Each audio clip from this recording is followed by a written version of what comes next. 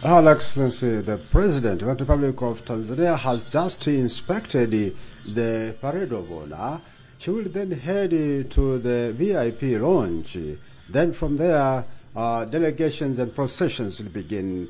I will once again repeat the procedure or the order of delegations. And when we make a mention of the Sergeant at Arms, the Sergeant of at Arms will also mention the head of the delegation, which is his leading. So I will continue to direct them where to sit as they arrive.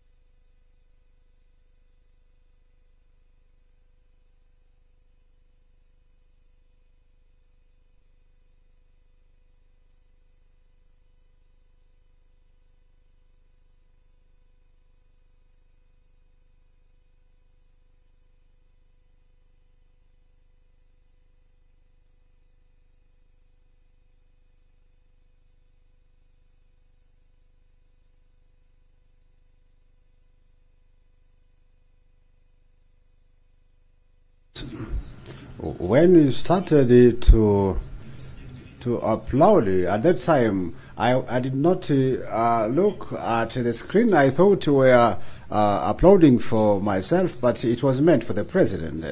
I thank you. I want to remind you that I started to speak about the history. 1956, when the first speaker, who was called Brigadier Sir William Scapham, the first speaker, and the second speaker in 1958 was called Sir John Harry Buckrow, but also a British speaker. But now we had the third speaker, who has a unique history. He was a Tanganyikan, a Zanzibari. He was none other than Abdul Karim Karibali Karimji. I call him Tanganyikan Zanzibari because his parents and grandparents were from India in 1882, and they moved to Zanzibar. They were business people, the Karimji family.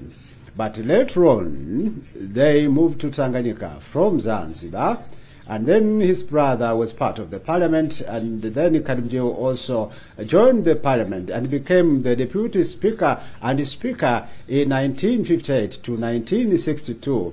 During the time of independence of Tanganyika, so the speaker was Karimji. Karimji, his position ended in 1962. Then we got another speaker who was called Chief Adam Sapim Kwawa, and who has a unique history as well. He led the parliament for almost 30 years, the longest serving speaker. If you ask a question to Mr. Sanga here, he was from Bear, I think. He was a chief from Kalenga, and he was the chief of the Hehe, and he didn't want to vie for Kalenga constitutions because he said he was the chief of all the Hehe in Kiringa. So he wanted to vie for the position of speaker. So after being a speaker, then he became the member of parliament. So it was 1962 to 73. In 1973, he was given the responsibility to establish the capital development authority in Dodoma. It was actually a new ministry which was meant for the transfer of the capital from Dar es Salaam to Dodoma. So he was a minister for that ministry. In the same year, 1973, he was elected Mbwana Mangenya, the chief of the Bonde from Heza. He was a long-serving member of parliament. And if I had enough time, I would speak of various characters, because in 1938 he was a graduate, and he was a permanent ambassador to the United Nations in 1963 to 64. Chief Mbwana Erasto Mangenya, but he was a speaker from 1973 to 1975. But he returned again in the parliament. Mkwawa returned to the position of the speaker up to 1994, when he decided voluntarily to resign. He said it was because of age, but also his health was not in his direction. So he resigned in 1994. Then they chose Pius Chipanda Msekwa to be a speaker in 1994. Pius Msekwa went on up to 2005.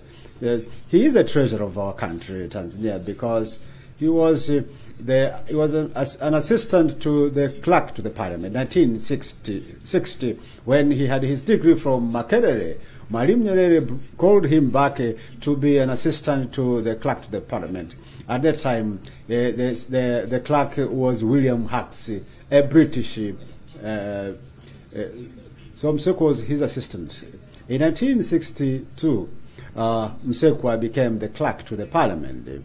Then he was a member of parliament from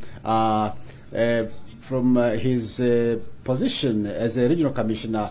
So in 1994, he was chosen as a speaker up to 2005. Samuel John Sitta, from 2005 to 2010. Then Ernest Mamba Makinda took over. Then the late Job Justino Dugai took over. And in 2022, the Right Honorable Dr. Tuli Jackson took the position. And a few days ago, in the first session, the members of Parliament chose a new speaker, the Right Honorable Musa Hassan Zungu. I thank you.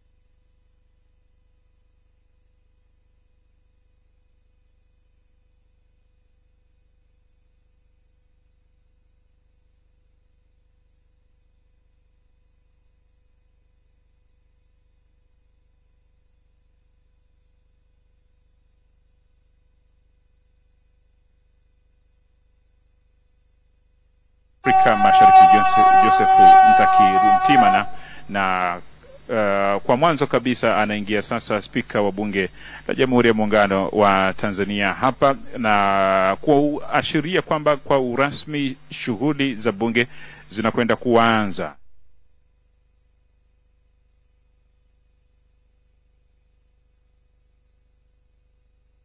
Kwenye himaya ya mwenye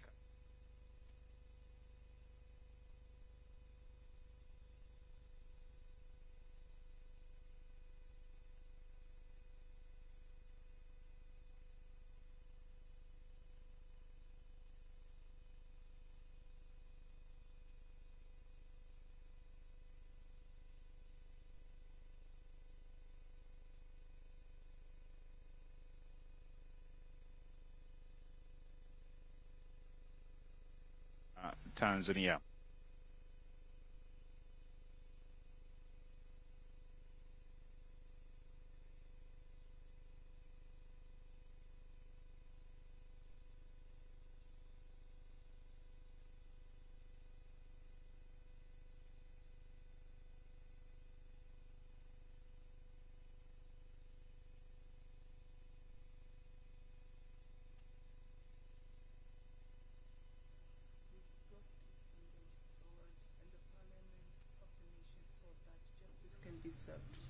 Protect our country so that we can continue maintaining peace and solidarity. Grant our President Dr. Samia Suluhu Hassan wisdom, good health and long life, so that together with all aids they can be able to progress our nation.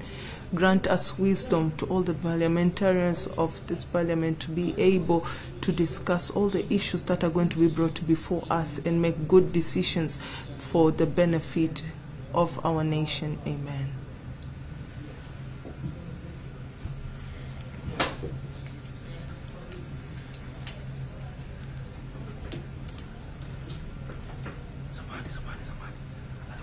Katibu.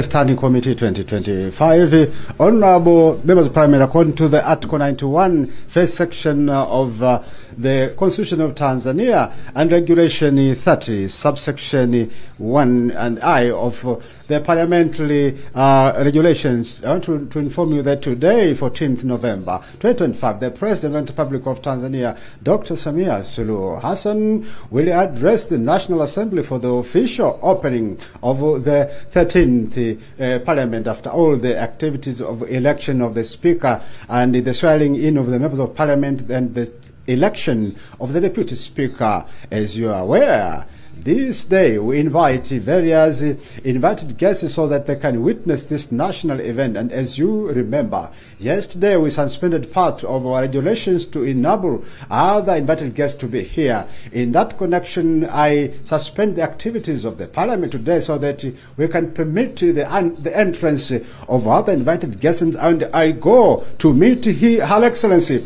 Dr. Samia Suluhu Hassan, President of the Republic of Tanzania.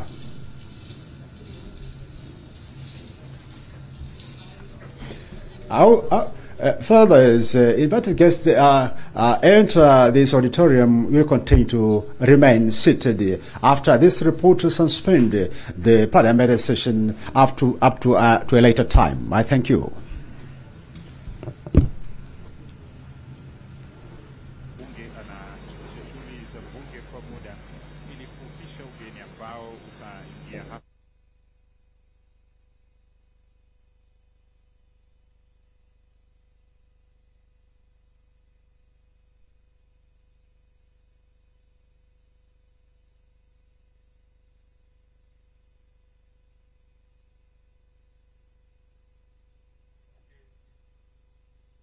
la Jamhuri ya Muungano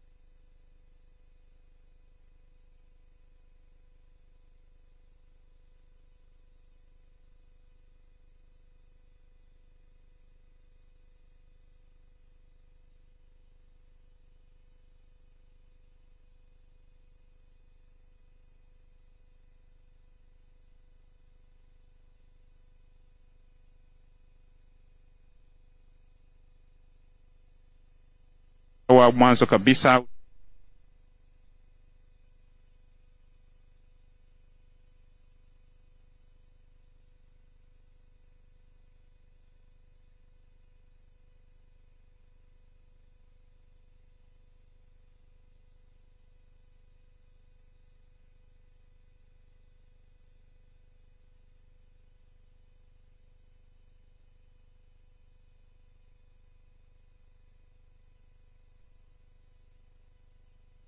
na rais wa bunge, lakini pia kwa upande mwingine atakuwepo. The first delegation to access the auditorium will be presented by the Sergeant at Arms Mohamed Msange. That will be Speaker of the House of Representatives from Zanzibar, Honorable Zubair Ali Maulidi, and secretaries to the Parliament, Monica Mwaga, Pili Omari, and Emmanuel Mpanda will be part of that delegation. That will be the first delegation, and it will be seated on the left of the Speaker.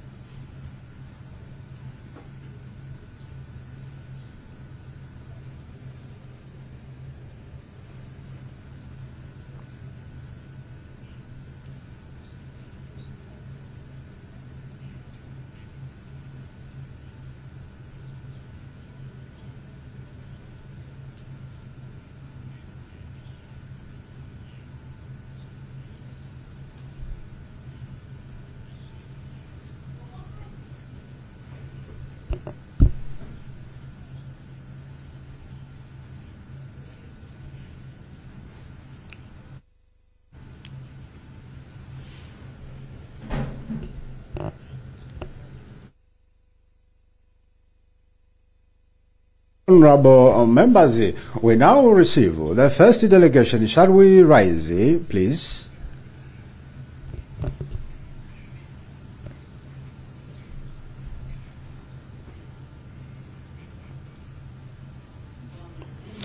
The Sergeant at Arms, Mohamed Msangi, is leading the Speaker of the House of Representatives of Zanzibar, Honorable Alhaji Zuberi Al Maulid, followed by the Secretaries to the Parliament, Monica Mwagapili Omali and Emmanuel Mpanda. They'll get seated to the left of the Speaker. The next delegation, this is the second one, it will be preceded by the Sergeant at Arms Shukuru Mkerenda. This is the delegation of the Chief Justice of Tanzania, George Mateche Msaji, followed by the Judge of Zanzibar, Hamis Ramadhani Shaban, and Secretaries to the Parliament, Michael Chikokoto, Aziza Makwai, and Emma Msangi. That will be the second delegation. Shall we get seated, the honorable members?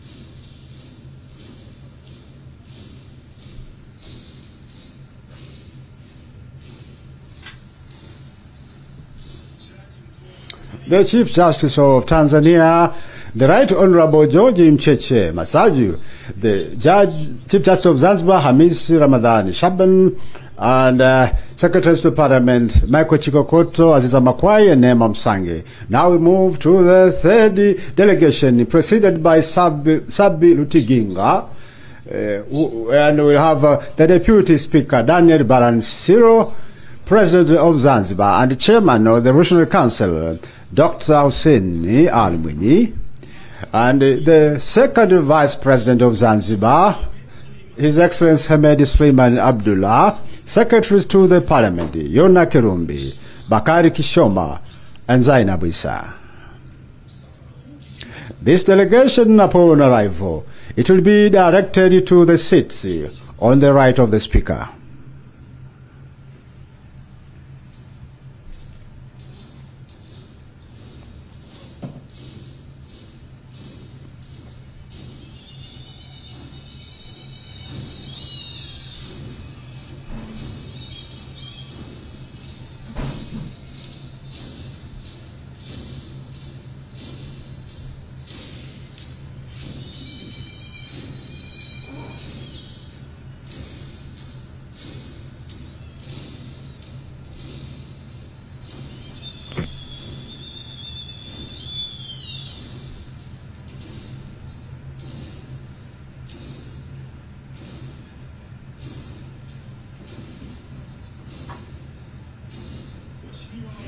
Honorable members, the fourth delegation is preceded by the Sergeant at Arms Hamza Idrissa. This will involve the Vice President of the Republic of Tanzania, His Excellency Ambassador Dr. Emmanuel Johnny Nchimbi, followed by the Secretaries to the Parliament, Nkuta Masoli, Ruth Makungu, Athmani Hussein, and Asia Minja. This delegation will head on the left of the Speaker. That's why it will be seated.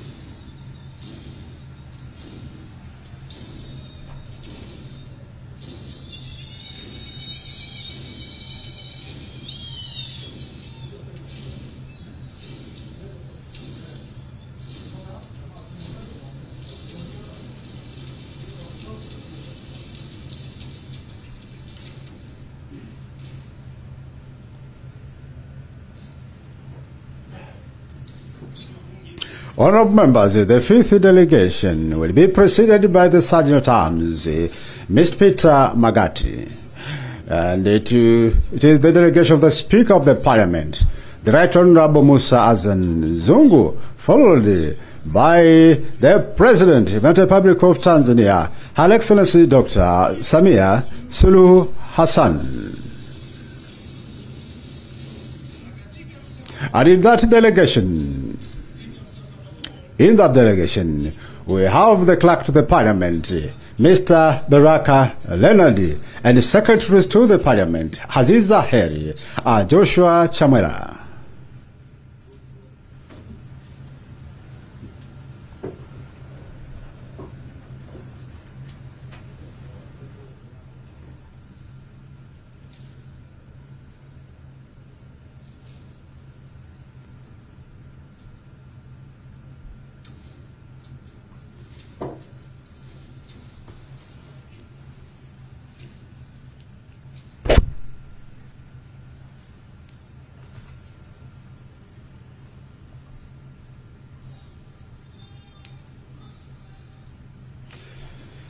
Right, Honorable Speaker, now His Her Excellency, the President of the Republic of Tanzania, enters the auditorium.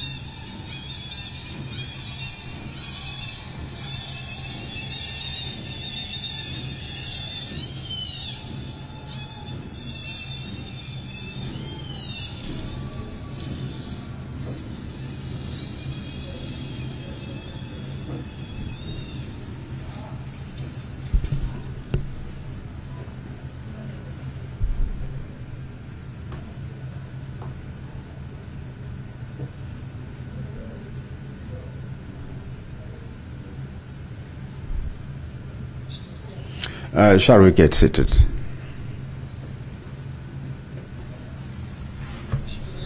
Your Excellency, the President of the Republic of Tanzania, and the Commander-in-Chief, you are most welcome to the official inauguration of a Parliament. According to our Constitution and our parliamentary orders, Your Excellency, the President, with your permission,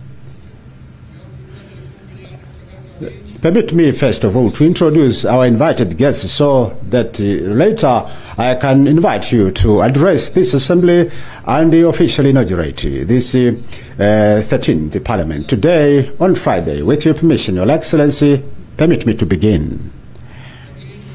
Our invited guests today, national leaders, Ambassador Emmanuel John Chimi, the Vice President of the Republic of Tanzania,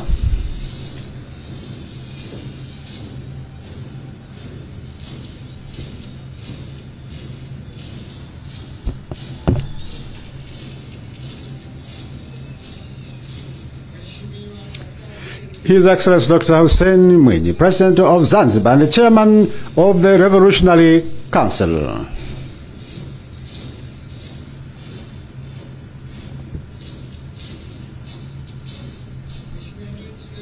His Excellency Hamed Suleiman Abdullah, the Second Vice President of Zanzibar.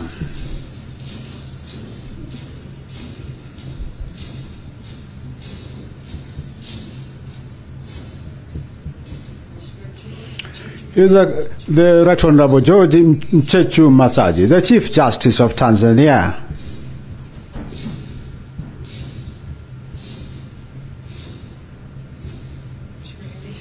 Hamis Ramzan Abdallah, Chief Justice of Zanzibar.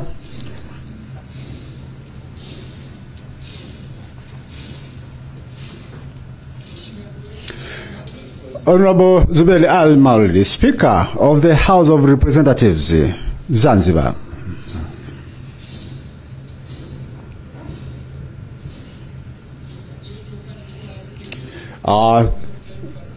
The former national leaders, Dr. Jakaya Mrisho Kikwete, the former President of Tanzania.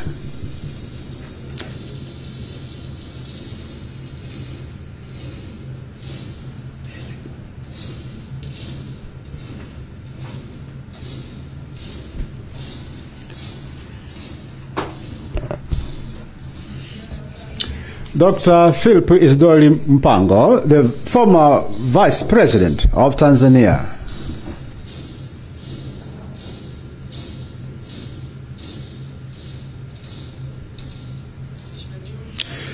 John Samuel Marechela, the former Prime Minister and the first Vice President of Tanzania.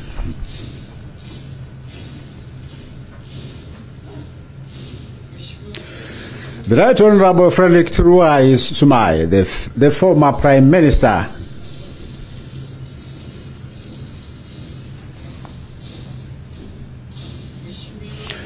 Honorable Mizengo Kayanza Peter Pinda, also the former Prime Minister and the elder of Dodoma region.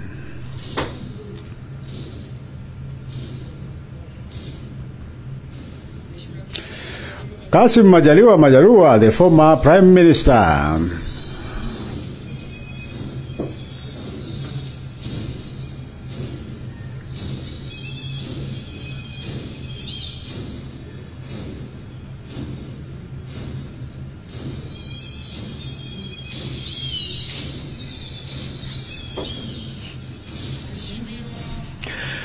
Honorable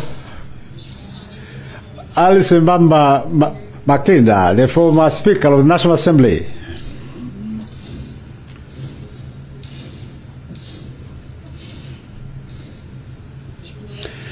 His Excellency Dr. Moses Mpogole Kusiluka, the Chief Secretary.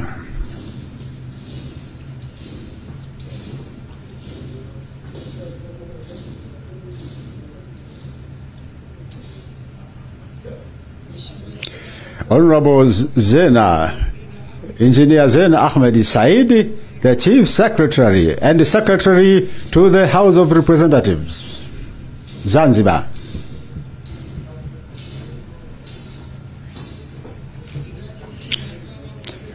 The Judicial Administrator, Ole Sunday, Ole Gabriel.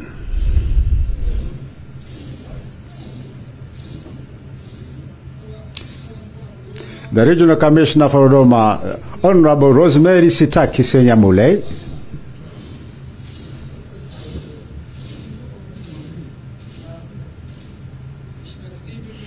Stephen Masatu Wasira, Vice Chairperson, CCM, Tanzania Mainland.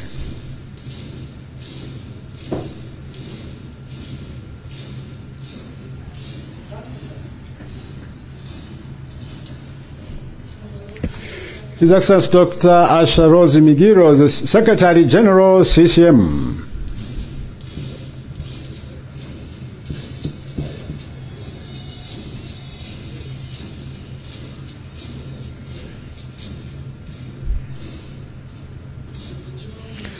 Honorable Johnny Mongera, Deputy Secretary General, CCM, Tanzania Mainland.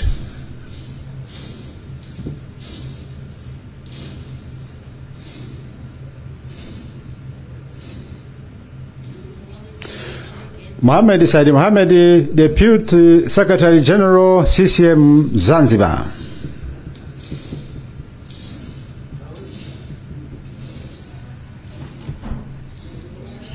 Adam Kimbiza, Chairperson, CCM, Dodoma.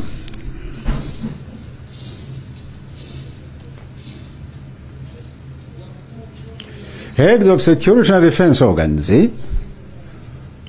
can you all collectively, can they rise?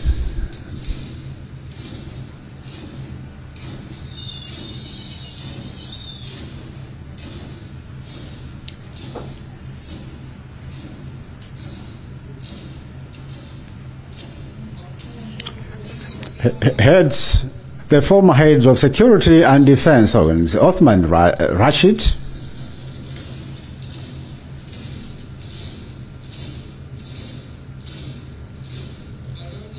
Ambassador Dr. Modestus Kipilimba,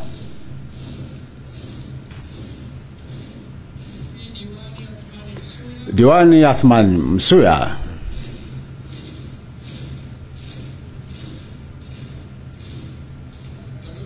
Ambassador Said Husseini Masoro,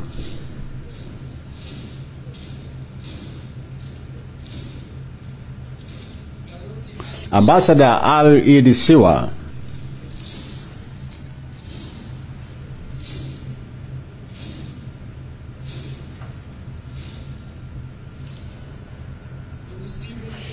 Stephen Kagaigai, the former clerk to the Parliament,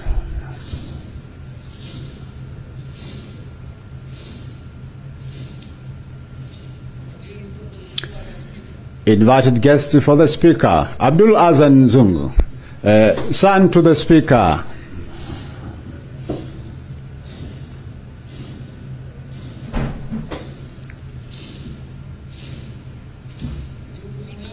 Hanan Alfredi, the wife to the Speaker's son,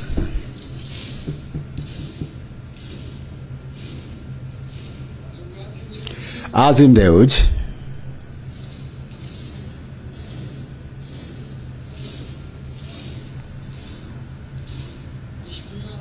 Honorable Abdurrahman Shinana, the first Speaker of the East African Parliament and the former Vice Chairperson CCM Tanzania Mainland.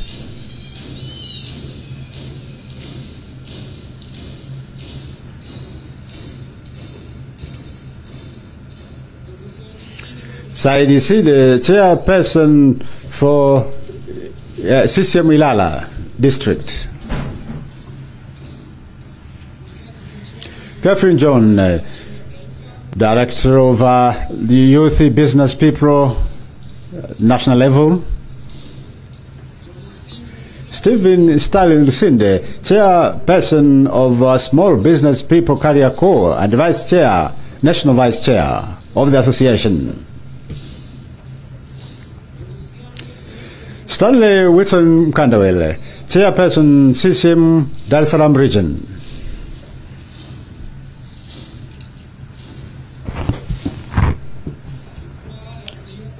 On the right of the Speaker, we have permanent secretaries from different ministries. The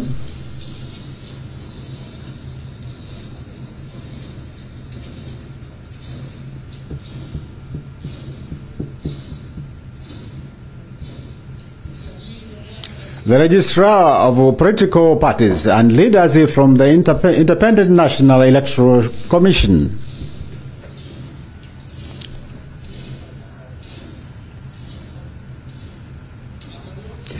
Ambassadors and the development partners. We have ambassadors from Comoro, Rwanda, Indonesia, Zimbabwe, Saudi Arabia, Mozambique, Sudan, Libya, Egypt, South Africa, Ethiopia, Oman, Democratic Republic of Congo, Burundi, Cuba, India, Angola, Italia, UAE, Turkey, Kenya, Qatar, Korea, Iran, Brazil, Algeria, Vietnam, Syria, Democratic Republic of Korea, Laos, Sweden, Slovakia, UK, Morocco, Holland, France, Somalia, UAE, Hispania, Japan, Denmark, Uganda, Belgium, Russia, Ireland, Sweden, Finland, China, Norway, Poland, USA, Jamaica, Sierra Leone, Romania, Greece, New Zealand, Czech Republic, and development partners.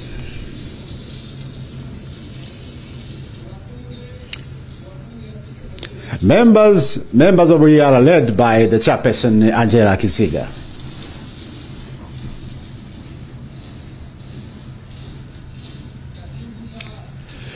Regional Administrative Secretary for Dodoma and the District Commissioners for Dodoma. Sponsors to leaders.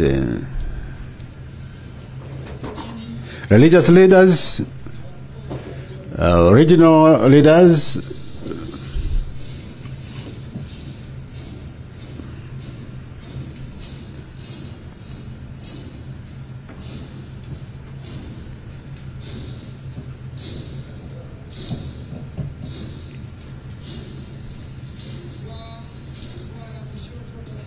on the left of the speaker, we have heads of public institutions and other institutions from the private sector and the public sector.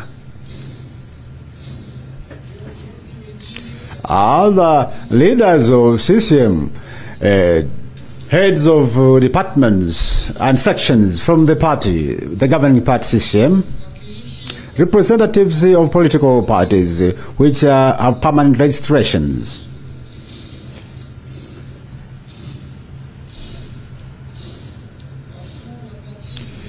Heads of educational institutions in Dodoma, heads of media houses and corporations. We also have the family of Her Excellency the President.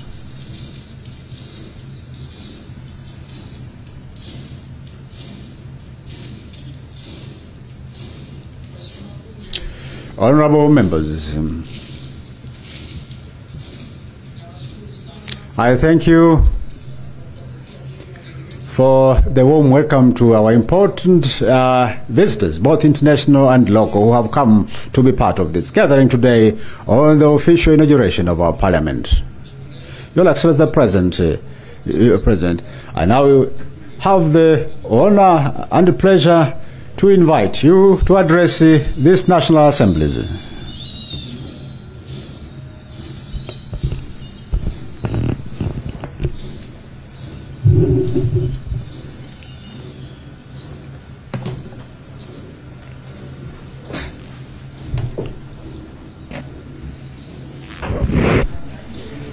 Thank you.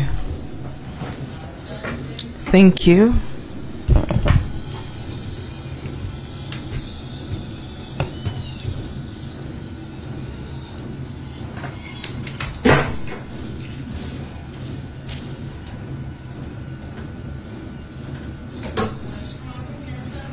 Thank you so much, honorable members of the Parliament. Thank you so much,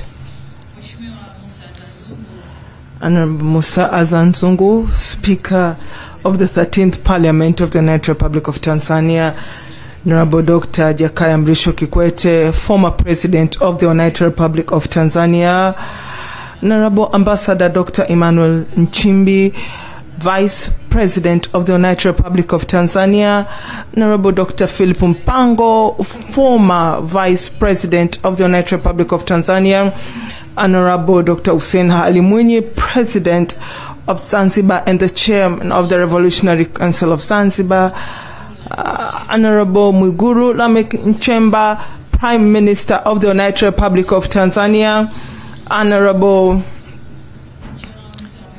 John Samuel Malechela, former Prime Minister of the United Republic of Tanzania, Honorable Frederick Sumaye, former Prime Minister, Honorable Mizengo Pinda, former Prime Minister, Honorable Kassim Majaliwa, former Prime Minister, Honorable Suleiman Abdallah, second Vice President of Zanzibar, Honorable Anna Makinda, former National Assembly Speaker of Tanzania, Honorable Tulia Ackson, former Speaker of the 12th National Assembly, Honorable Zuberi Ali Maulid, Speaker for the House of Representatives, Honorable Daniel Baransilo, Deputy National Assembly Speaker, Honorable George Masaju, Chief Justice, Honorable Hamis Ramadan Abdallah, Chief Justice from Zanzibar, all the members of Parliament of the United Republic of Tanzania, Honorable Hamza Said Johari, Attorney General, Honorable Baraka Leonard, National Assembly Clerk, Ambassador Dr. Moses Kusiluka, Chief Secretary, Honorable Engineer Zena Said, Chief Secretary from Zanzibar, and the Secretary of the Revolutionary Council of Zanzibar, Honorable Regional Commissioner present, Permanent Secretary, heads of security organs, ambassadors, heads of international organizations from various diplomatic communities, Mr.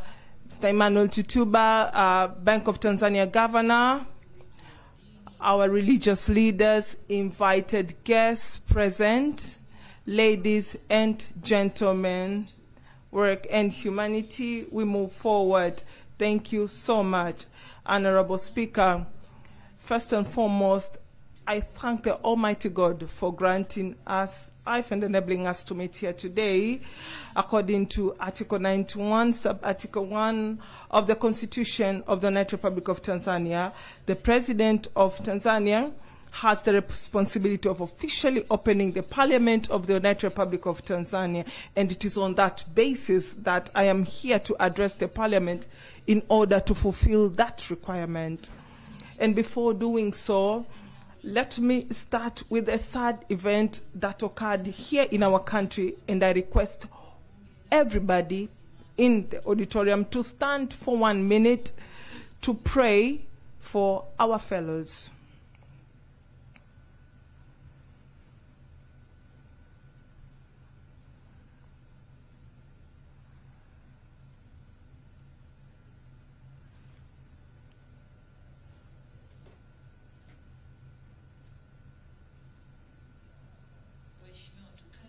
May we all take our seats. We pray that they continue to rest in peace for all those who lost their lives on the unrest that occurred on the general election day on the 29th of October this year. May God rest their souls in peace. I personally have been deeply saddened by that event, and I extend my condolences to all families who lost their loved ones.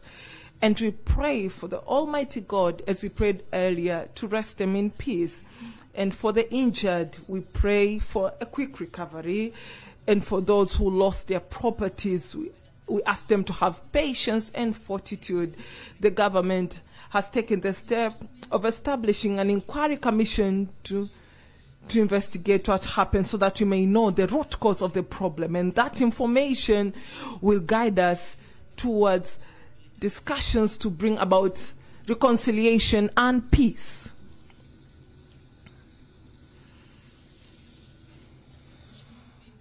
Honorable Speaker, after expressing that sorrowful event, now let me congratulate you, Honorable Musa Azanzungu, on being elected to be the MP for Ilala constituency and gaining the confidence for members of Parliament who elected you to be the Speaker of this 13th Parliament. And it is my belief that your experience in this Parliament will guide you to oversee the execution of parliamentary activities with great efficiency.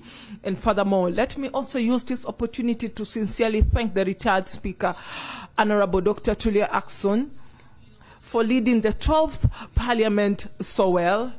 and the government promises full cooperation in execution of the duties in this 13th Parliament. And on the same note, I also congratulate Honorable Daniel Baransilo on being elected as the Deputy Speaker of this Parliament. And let me also reiterate my congratulations to Honorable Dr. Mwigulu Nchemba, the Prime Minister of the United Republic of Tanzania, who was sworn in this morning. And let me also congratulate honorable members of the Parliament for being trusted by Tanzanians to represent them in this noble work of legislating, advising, and overseeing the government through this 13th Parliament. Congratulations to you all.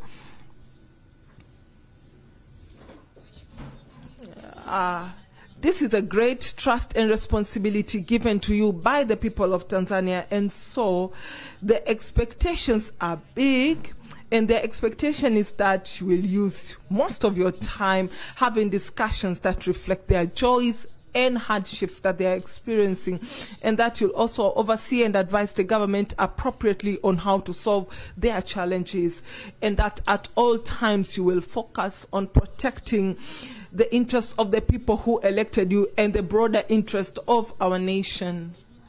Honorable Speaker, and by all measures, this Parliament is new, and the statistics show that 223 parliamentarians amongst the 393 MPs, equivalent to 56.7 Parliament, are completely new MPs.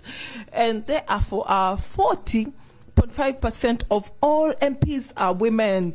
Women MPs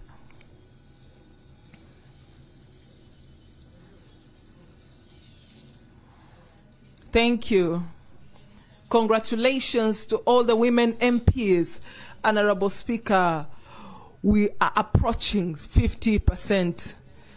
We are at 40.9%. Our women MPs who contested in their constituencies are 36, compared to 21 MPs in the previous Parliament.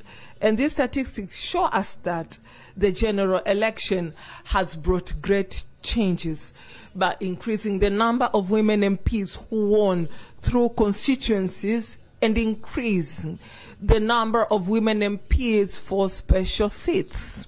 Honorable Speaker, the general election to elect the President of the United Republic of Tanzania, President of Zanzibar, and MPs, members of House of Representatives, and councillors was held on 29th of October this year all over the country. Millions of Tanzanians turned out to vote and elect the leaders they wanted. And the work ahead of us now is to build national cohesion and unity so that together we can build, protect, and defend our nation and further elevate the status of our nation. And let me also use this opportunity to thank once again the people of Tanzania for turning out in large numbers and participating well in all stages, from registering in permanent vote registry, verifying the registry, and voting. Once again, the people have confirmed that participating in elections is the sure and safe way to change leaders that they are dissatisfied with or their services. Any other methods have no good or safety within them. And let me also continue to congratulate INEC for conducting the general elections well. The first since the reconstitution of the commission, and this time the regional commissioners did not supervise the election, nor was any candidate passed without being contested. We who contested within our parties did not lack venues for holding rallies. Furthermore, the campaigns were carried out well, and the procedure that was done to increase the polling station helped greatly to reduce congestion at those stations. And indeed, voting was greatly simplified and did not take as much time for citizens as how it was customary. And this has led some of the election observers assume that people did not come out to vote, Honorable Speaker. Despite the fact that the elections were held, there were occurrences of unrest and disruption of peace, which caused destruction of property, loss of life, and endangered the security of the country. As we move forward, I sincerely urge Tanzanians to be guided by mutual understanding, inclusiveness, unity, and self-reflection. To my children, the youth of Tanzania, let me say this country is built on the foundations of peace and political stability. Your parents, had we been tempted to do what you have done, this country would not have the grace and the progress that you are experiencing today.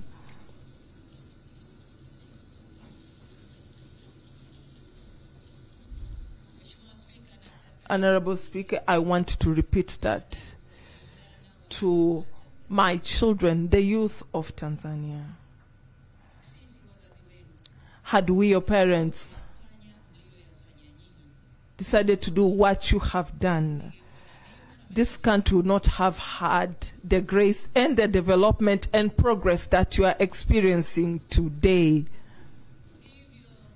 On that note, let me urge you, my children, youth of Tanzania, this is your country.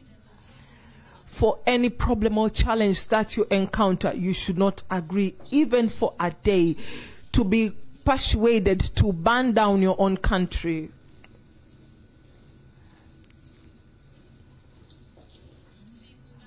You should not be ready to cut down the branch on which you are sitting on. You should not agree to that. And I ask you to reject this with all your strength.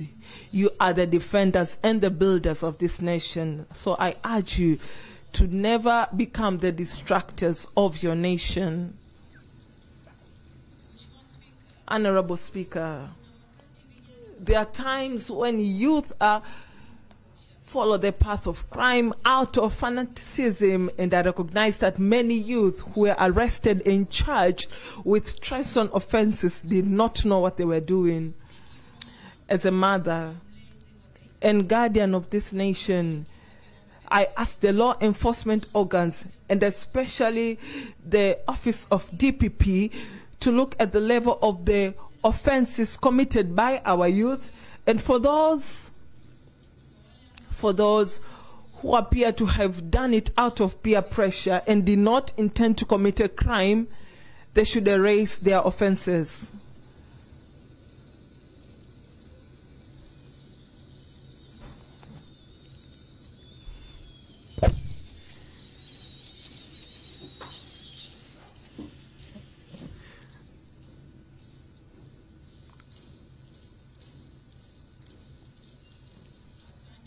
Thank you so much, members of Parliament, honorable members of Parliament. When you look at the clips of the riots that took place, you can see there are some of the youth who participated out of peer pressure. They are singing and chanting out of peer pressure. They had no clue of what they were doing. So, as a mother, a guardian, that's why I'm asking the law enforcement organs, especially the Office of DPP, to try and look into the level of offenses. And for those who did it out of peer pressure, they should just warn them and let them go back to their homes and their families. And I am doing that because even the Bible says in the book of Luke 23 verse 34, the Bible says, and I quote, Jesus said, Father, forgive them, for they do not know what they are doing.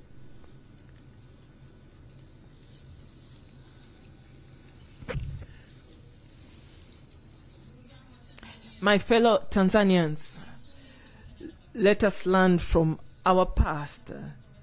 It's without a doubt that Tanzania is a country that follows democratic principles, and the word democracy can be interpreted into different perspectives, and it has no one formula. And as a nation, we are continuing to learn and correcting ourselves. And therefore, all of us together, we must use this opportunity by continuing learning, correcting ourselves, and agreeing together on how to run our country democratically by considering our cultures, traditions, and customs are not imported ones.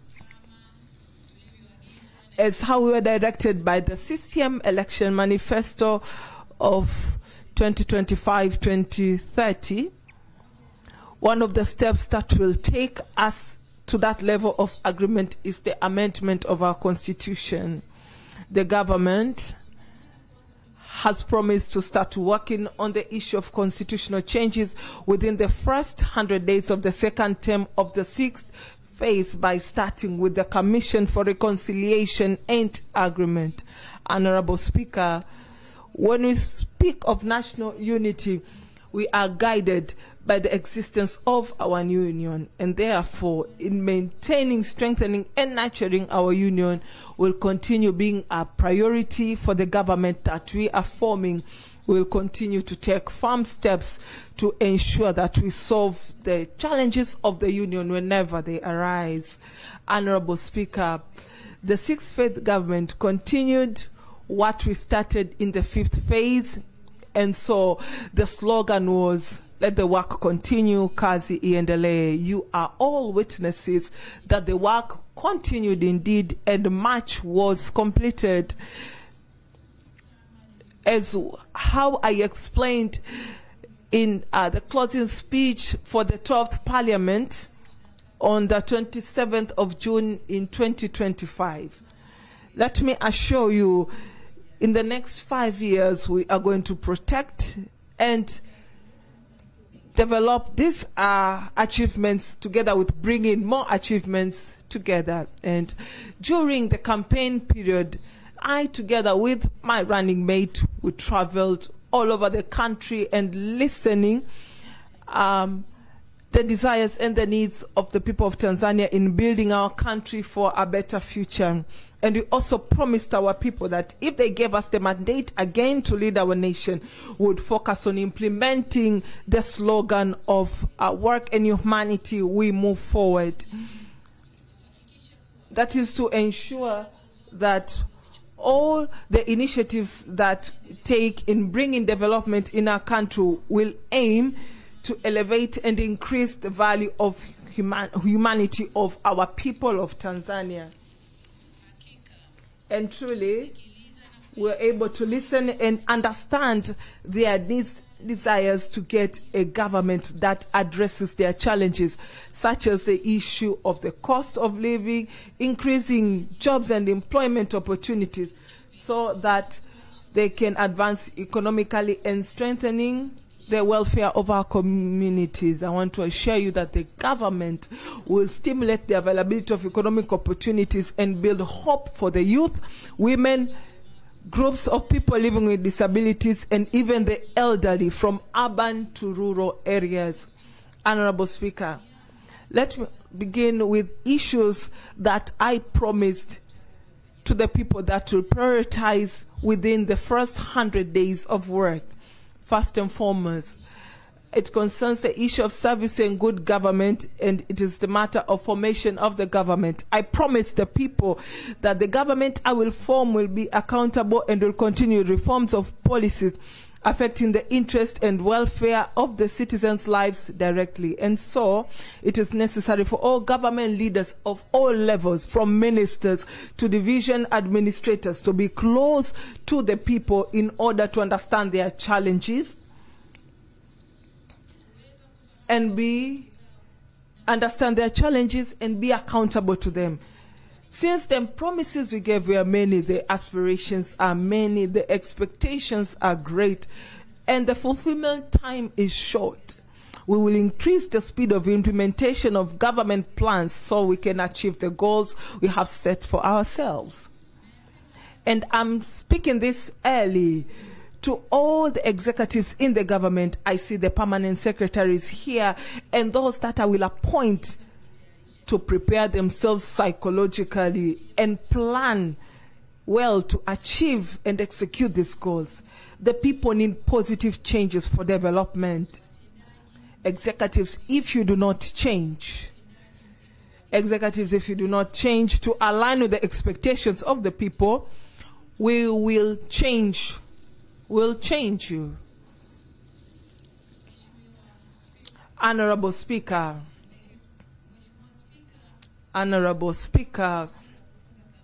in the speech opening of the campaign on 28th of August 2025, I mentioned issues which the government will begin with within the first 100 days. We promised to provide employment in the field of health and education sectors, today being the 12th day since the second term of the sixth phase began. We have already announced 7,000 employment positions for teachers and 5,000 employment positions for health workers.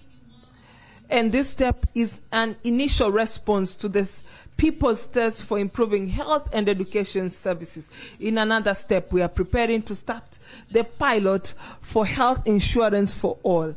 The government will come to you, members of Parliament, with proposals on how to successfully implement those pilots, and I ask you to support the proposals, which will be the beginning of reforms in the availability of better health services for all people in the country.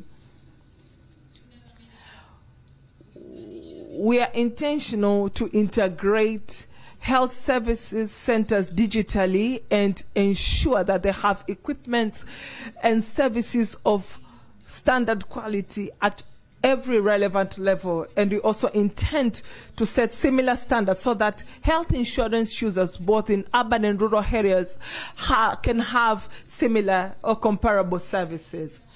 And in another step, I've already directed the Ministry of Health to oversee the instructions against withholding offices at health services centers, while families proceed with the procedures for paying medical debt in ways that protect their humanity. And let me say that it is through the health insurance plan that this predicament will also be solved and disappear completely, because all the medical expenses will be paid by the insurance. And let me urge all the people to prioritize their health, to each one of us to have health insurance together with our dependents. Honorable Speaker, the CCM election manifesto for 2025-2030 promised, and I announced the promise that I will establish a commission to initiate a dialogue for reconciliation and also set the tone for the start of the process for constitutional changes. However, due to the disruption of peace that occurred in the country, we need to conduct a thorough assessment so as to understand the root cause and reasons for that predicament, then establish the Reconciliation Commission. In the first term of the sixth phase, we came up with a 4R philosophy to unite the nation. The government showed readiness at all times to bring reconciliation so that together we can build and protect our nation. The government extended a hand to pull and welcome political parties, social organizations, private sector, and even international community to build Tanzania together. Honorable members of Parliament, that hand of mercy brought hope to the country before some stakeholders decided to let it go or reject that hand. And since the people of Tanzania have given me the mandate to lead this country, I will not tire stretching out my hand for reconciliation.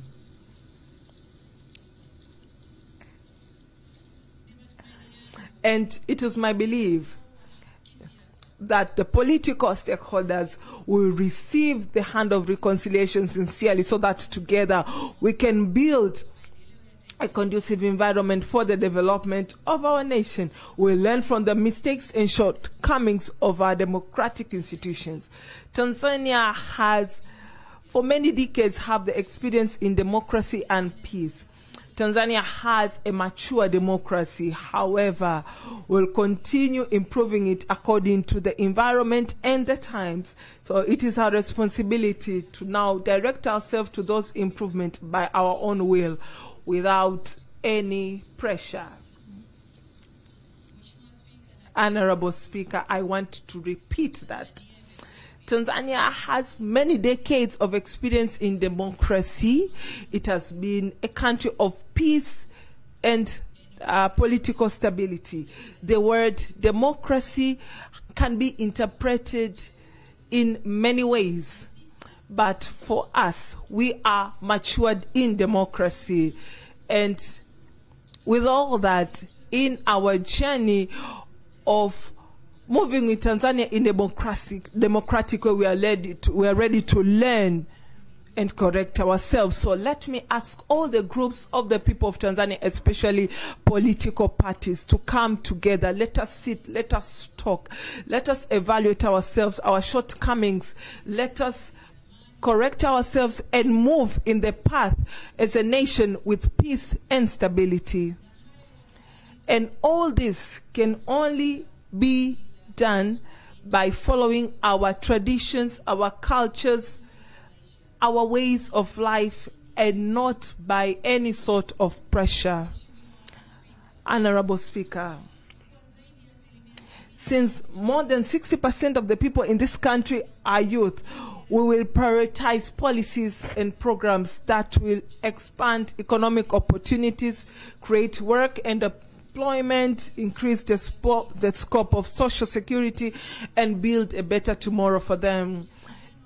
In order to ensure that the youth get the opportunity to participate in building a good future for our nation, we'll prioritize the involvement of youth in matters of development.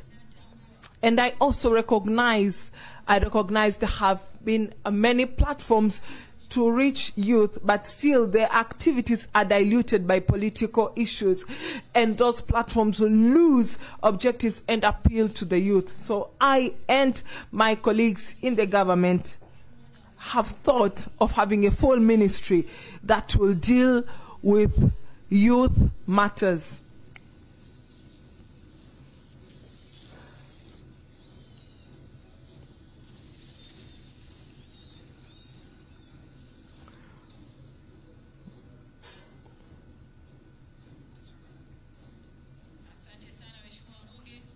Thank you so much. We have decided to have a full ministry instead of having a department within a ministry that has many issues. And I'm also thinking of having advisors on youth matters. And another thing that we promise to implement within the first 100 days is to increase capital for economic activities for youth and women by allocating 200 billion shillings. And the government is continuing to look in a good way to strengthen that fund with the aim of increasing efficiency for the target groups. And in collaboration with the private sector, we'll establish youth investment windows. And these windows will provide soft loans and investment capital for youth businesses. Honorable Speaker, in addition to all that I have explained, there is so much more that we have planned to do in the next 5 years. It is the government's intention to develop and continue the economic growth. And in this period, we'll begin the implementation of National Development Vision 2025 to 2050, aiming to build an inclusive nation with prosperity, justice, and self-reliance. The new vision has set criteria for selecting sectors and areas to be given a priorities as specified in the vision document itself. And among the strategies that are going to be worked on is to invest more in sectors that employ many people. And among those sectors are agriculture, tourism, industries, constructions, and minerals. And our economic goals is to increase the speed of economic growth from the current 5.6% to more than 7% towards 2030. And this growth will enable the government to be able to improve social services and build enabling economic infrastructure. We'll strengthen capital markets by promoting domestic investments and using our resources like minerals to guarantee investment loans, instead of putting a great burden on the government, on the country's debt. And our direction is a joint growth for the microeconomy and also growth in the macroeconomy. Honorable Speaker, you agree with me that the private sector is an important pillar for economic growth, especially the domestic private sector. Will further improve the business environment in the country by completing the implementation of the Business Environment Improvement Plan, and will also implement the recommendation of the Commission I established to improve tax systems in the country to give our business people ease in doing their businesses.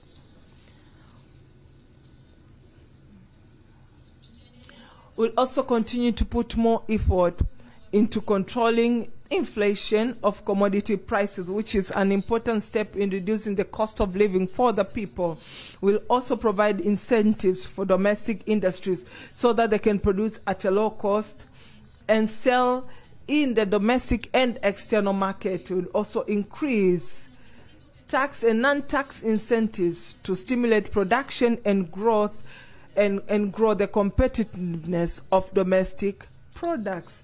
Apart from loans, we'll also open special opportunities to encourage youth and small business owners to get a business knowledge and to be able to register in government electronic procurement system, TANSYS, and similarly through our vocational training colleges, that is VETA, will increase our special programs for vocational training and link these programs with strategic projects like SGR, port development, the blue economy, minerals and gas, so that these youth gain experience and can be employed. So they'll be studying at VETA and they'll be practicing in these strategic projects. The government will also establish skill development zones that will enable youth to acquire needed skills in private sectors, companies, and look at the possibility of providing special incentives to companies that provide many employment opportunities to youth. Furthermore, we will set an environment to ensure we nurture youth in leadership by enabling our colleges to conduct mentorship and development training for young leaders. We look at loans of 10% of the collection from our local government authorities to improve the availability of those loans to the target groups. And similarly, it is good for the target groups to know that these funds are loans and not aid. They are seeds and not harvests, and they are capital and not grants. So they have to have repayment, and productivity must be evident. And my aspiration is to see that by 2030, we have created young investors who will provide employment to their fellow youth.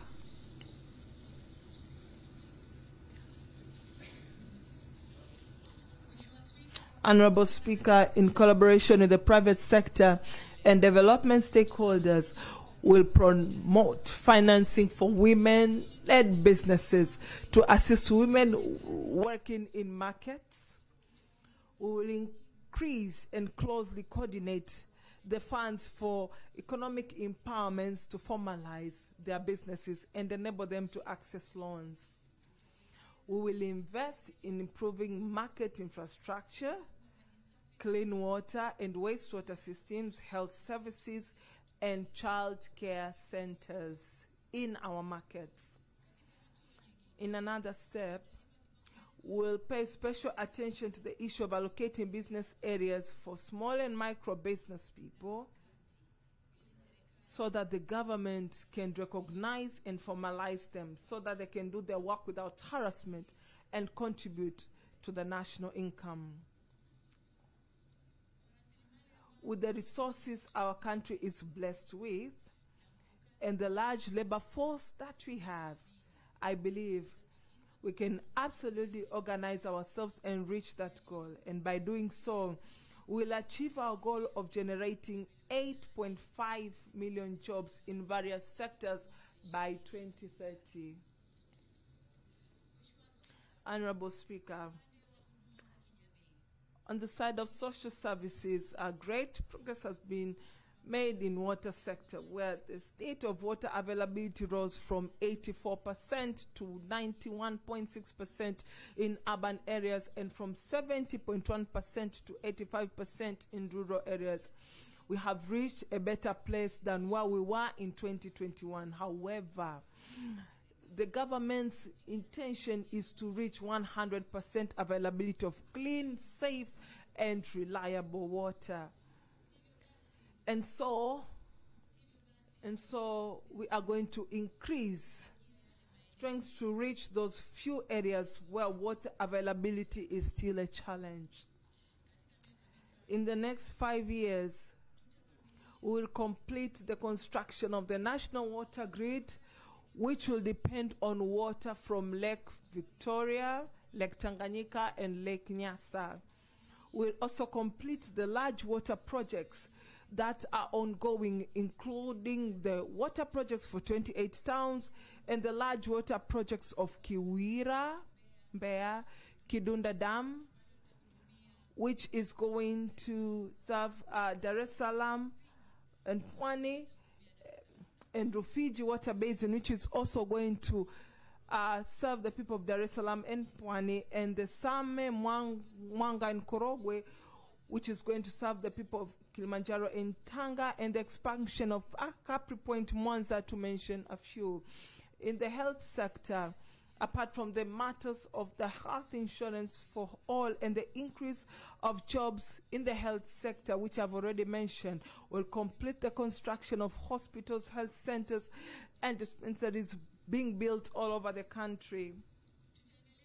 We'll continue to improve the Muhimbili National Hospital and increase its capacity from 1,435 beds to 1,757 beds by 2030. And when completed, it will be able to provide specialized services and be a trusted and relied upon hospital in East Africa. We'll increase specialized health services in our regional referral hospitals and zonal referral hospitals to reduce costs for the people in seeking referral services outside their regions. And we want, instead of people following services, services should follow people.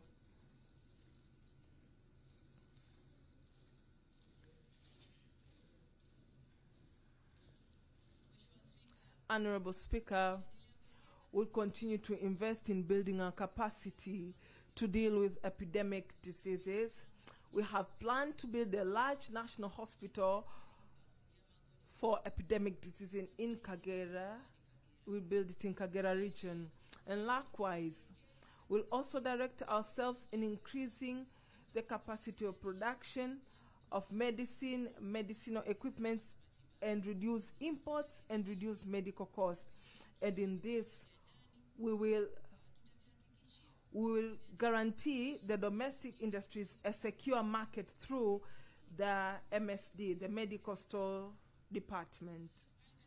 And similarly, we'll also promote research, identification, and certification of our natural medicines. And after this investment, we'll also focus more towards preventive medicine, unlike now, where we have focused more on curative medicine alone. And furthermore, the government recognizes contribution of private sector in provision of health services, and our promise is to continue this cooperation with the private sector. Honorable Speaker, on the side of education sector, in the next 5 years, we begin the full implementation of the education policy and emphasize on education for skills. We'll continue to put more emphasis on science and mathematics subjects with the determination to increase expert scientists in the area of data science, artificial intelligence, computer science, and industrial technologies. And we will use Samia Scholarship Fund to educate these scientists in and out of the country.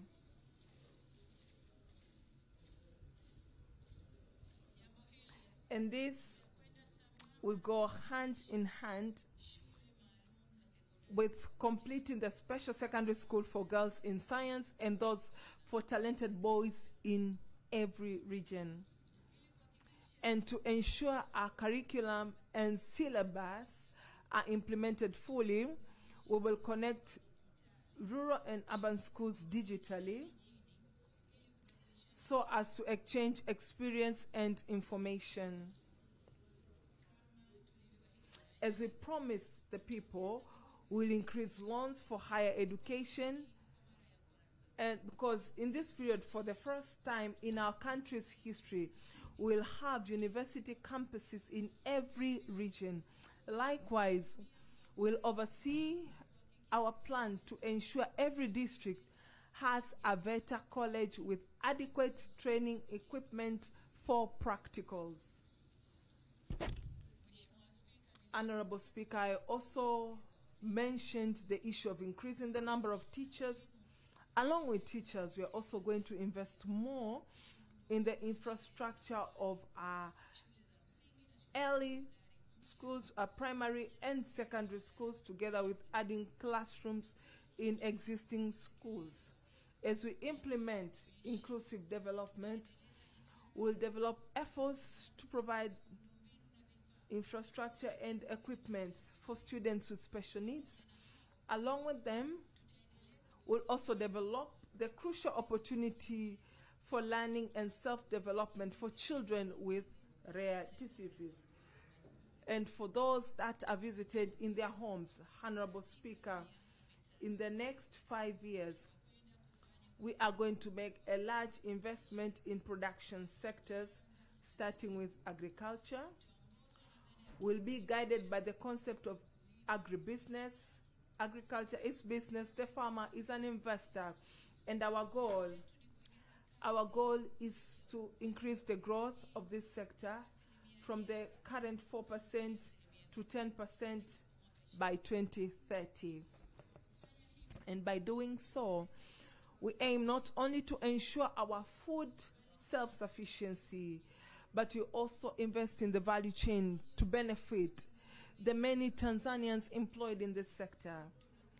We intend to make Tanzania among the largest producers of maize, rice, and horticultural crops in Africa. And we will do this.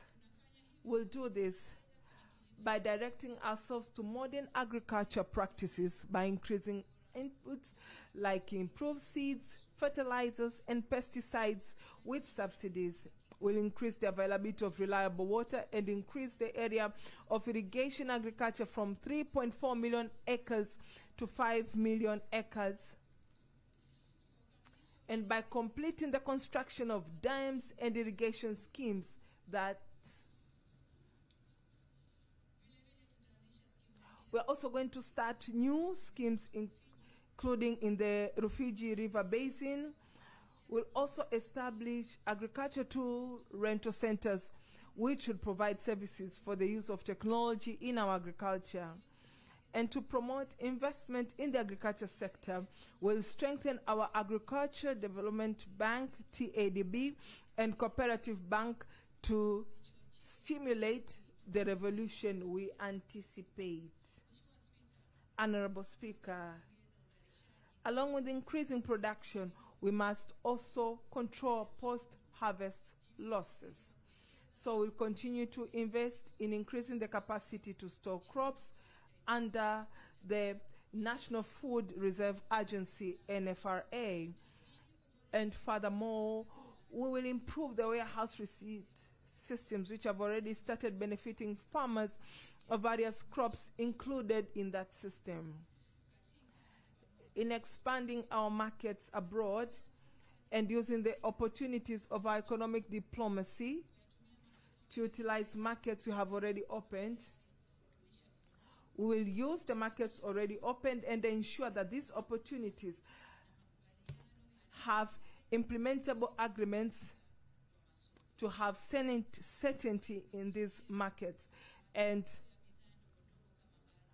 we are focused on markets like millet, etc. We need to have agreements that have clarity so that they can ensure certainty of this market, so that even the farmers can have assurance of markets for their products. Honorable Speaker, along with food self-sufficiency by 128% currently, our direction is to continue making progress in the production of sugar and cooking oil, especially the production and processing of sesame, coconut, and flaxseed.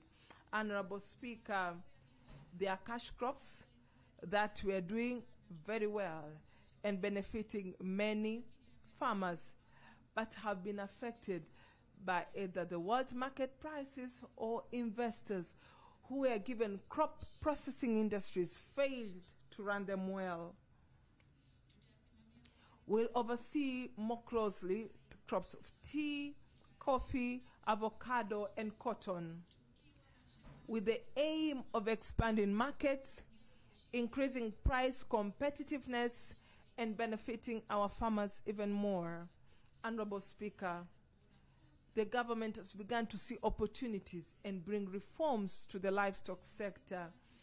Among our big promises is to increase the surveyed area and set aside for livestock activities from 3.46 million acres to 6 million acres. And this step will help to avoid conflicts between pastoralists and other land users, and will increase the scope of livestock pasture production to move towards modern livestock keeping.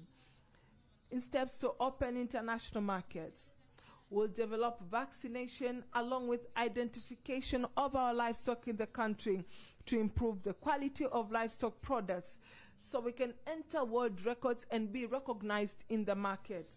Along with that step, we'll continue to improve the quality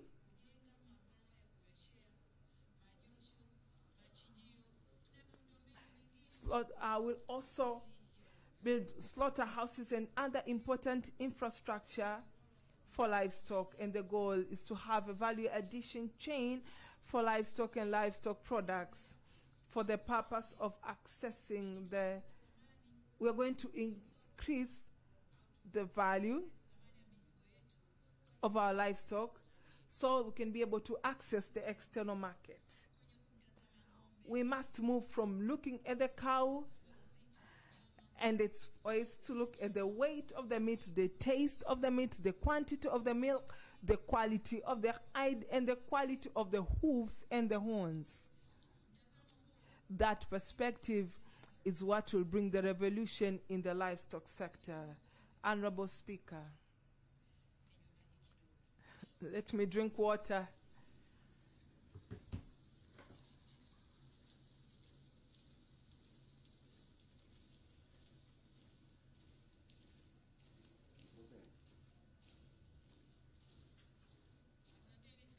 Thank you so much. Honorable Speaker, in our fisheries sector, we are going to increase the benefits of ocean fishing and in Great Lakes by completing the construction of fishing port located in Kilwa, which will generate about 30,000 jobs. We also build another modern fishing port in Bagamoyo, which will be linked to an industrial park for fish industries. We'll also review the issuance of fishing licenses, with the aim of making the country benefit properly from ocean fishing opportunities. Furthermore, we develop the provision of loans for boats, fishing gears, fish storage containers, and drying infrastructure. Likewise, we'll invest more in ponds and dams for fish farming and enable more people to increase income and lift themselves economically. And this will go hand in hand with seeking solution for fish feed technology, which has been a big challenge for fish farmers. We'll also pay a special attention the issue of development of the blue economy and the fisheries sector, including modern marine crop farming. Honorable Speaker, we cannot achieve our goals without promoting the industrial sector in the country. So we have set ourselves the goal of increasing the manufacturing sector from 4.8% to reach 9% by 2030. In the past period, we managed to start large industrial parks and attract more investors, including the Kuala Industrial Park, which when completed will generate 100,000. Those are direct jobs, and indirect jobs a total of 500,000. And also the Buzwagi Industrial Park, which is expected to generate 300,000 jobs when completed, will also add another new and modern industrial park in Bagamoyo, which is also expected to generate many jobs for Tanzanian youth. As we begin the journey in the second 5-year term of the 6th phase, we are planning to place industrial parks in every district to add value to agricultural products, fishing products, livestock, and the minerals that we produce, which will be able to produce goods we need in the markets in our areas. We'll also promote the construction of industries that will feed other industries with raw materials and semi-processed goods that will be used by other industries, and also industries that will produce goods needed in regional markets. And the intention of this strategy is to move towards a self-reliant nation. Honorable Speaker, there are industries that were privatized but have been abandoned and are not functioning. This situation contradicts with the good intention of privatizing them, and also denies people market and employment opportunities. And because these industries were intended to add value to crops in the areas they are located, we will involve cooperative societies in reviving and running them. The government's goal is to see that the cooperative that have the capacity to distribute input, produce more, run value addition industries for crops, and find markets. In order to implement our industrial economic agenda well, we will continue to strengthen enabling infrastructure for electricity, water, ports, railway, and roads for transport and transportation of raw materials and products. We'll also review our business policies and laws to build an enabling and better environment for attracting business and investment.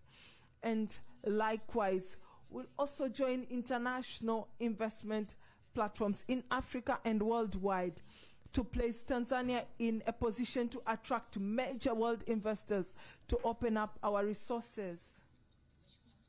Honorable Speaker, Tanzania is very much blessed with various types of minerals. Until now, the area that has been surveyed and thoroughly researched is only 16% of the entire area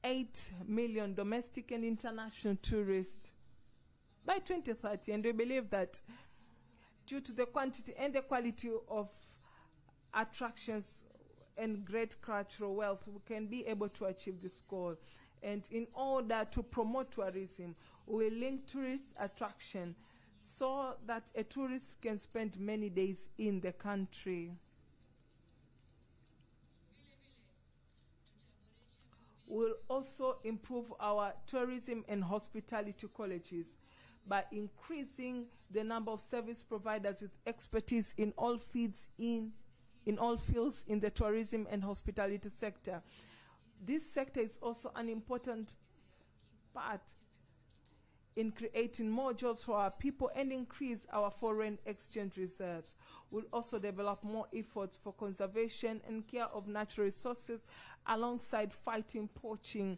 And we must also increase strength to deal with the challenge of problem animals facing various communities bordering protected areas throughout the country.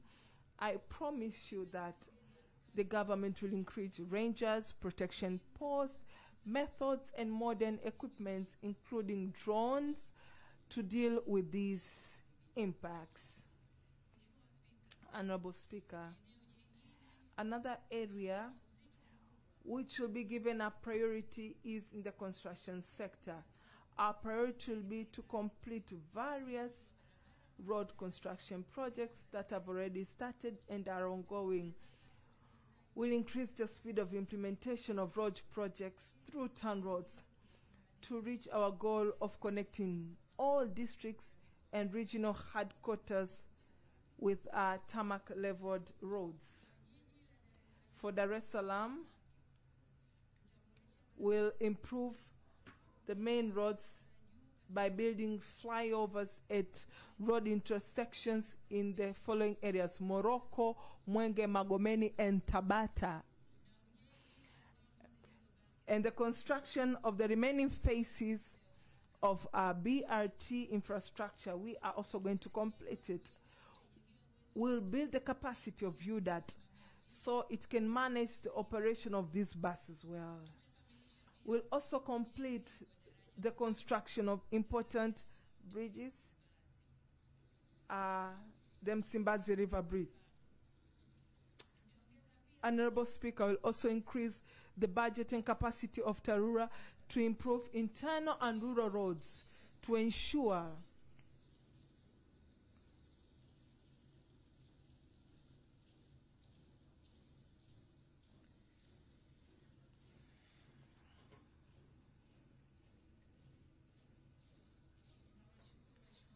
I thank you all. And you are showing me that this is one of those sensitive areas. And on that note, I need to put more effort in this area. So we are going to make sure that we increase the budget and build more capacity for TARURA. The rural roads are passable all year round, and so that the farmers can also access markets easily. On the side of housing construction, our efforts will focus on reducing the cost of construction material to enable people to be able to build better housing. We'll place special emphasis on good and affordable housing. We'll oversee the implementation of policies aimed at improving housing conditions in areas with informal settlements.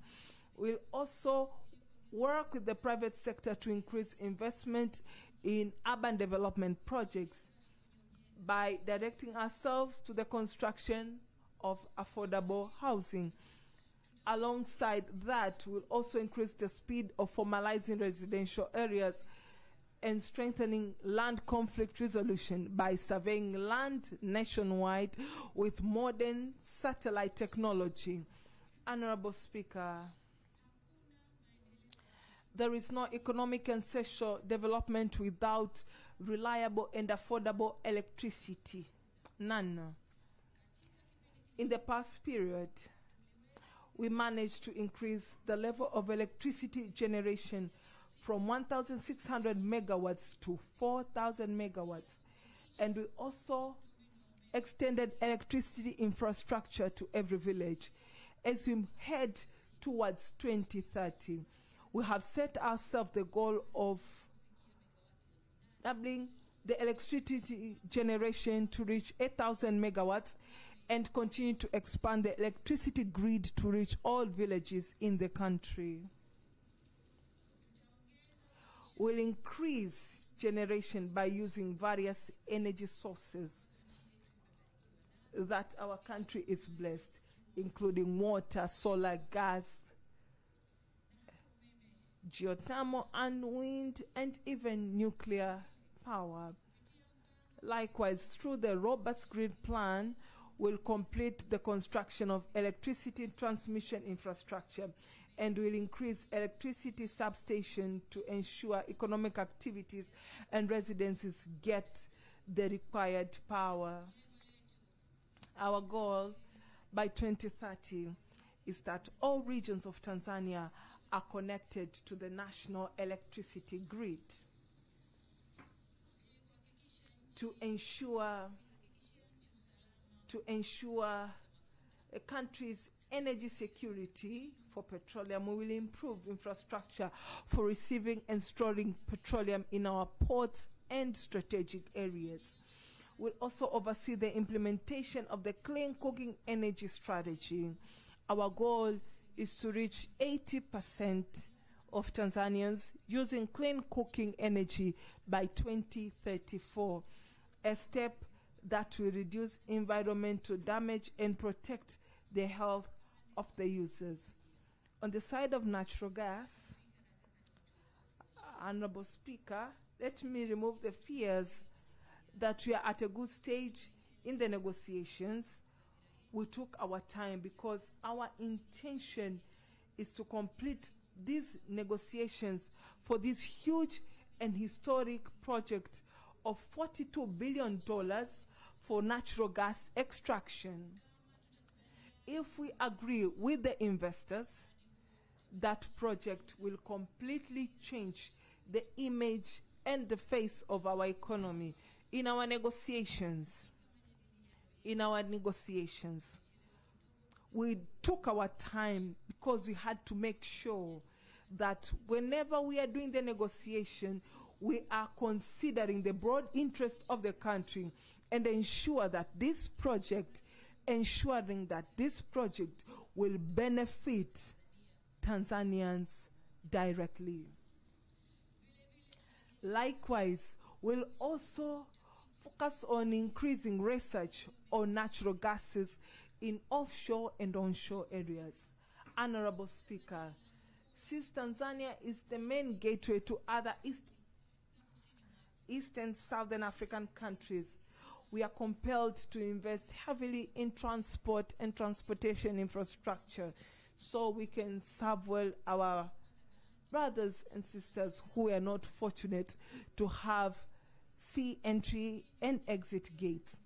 This is the only way to benefit from our geographical opportunity. It is on this basis that we'll develop investment in the construction of the modern SGR railway for the Central Corridor by completing the remaining sections. Makutupora heading to Tabora, Tabora to Isaka, Isaka to Mwanza, and Tabora to Kigoma. And also the section going to Burundi from Uvinza to Msongati. We'll come with a strategy to ensure the railway creates a corridor of economic, business, and investment everywhere it passes. We're also planning to build SGR railway from Tanga to Musoma.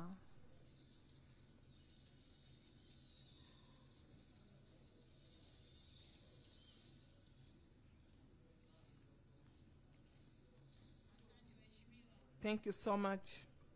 And please. SGR from Tanga to Musoma and from Twara to Mbamba Bay.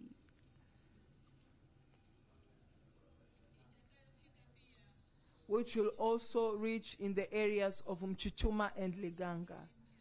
Along with building the new railway, we'll also oversee improvement of existing railway, including the Tazara Railway. And I'm happy to inform you that soon we'll have a ceremony to lay the foundation stone for Tazara Railway Rehabilitation Project, which will take place in Zambia. And for the old meter gauge railway, we'll repair the section of Tabora Kigoma, Kaliwampanda, Tanga Arusha, Ruvu Mruazi, so it too can be used to stimulate the economy. All these projects will generate many employment opportunities for the people of Tanzania. In involving the private sector, we'll oversee the arrival of private operators on railways being built by TRC. For starters, we'll have a private operator on Tazara Railway, and this step will further reduce transportation costs for the business people. We also intend to build modern urban trains in Dar es Salaam and Dodoma cities.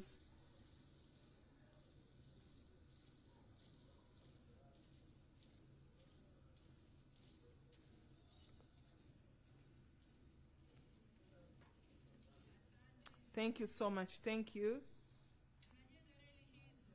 And they are building these railways so as to improve transportation in these cities that are growing very fast. For example, Dar es Salaam is expected to have 10 million inhabitants by 2030. So simplifying transport routes is simplifying economic activities.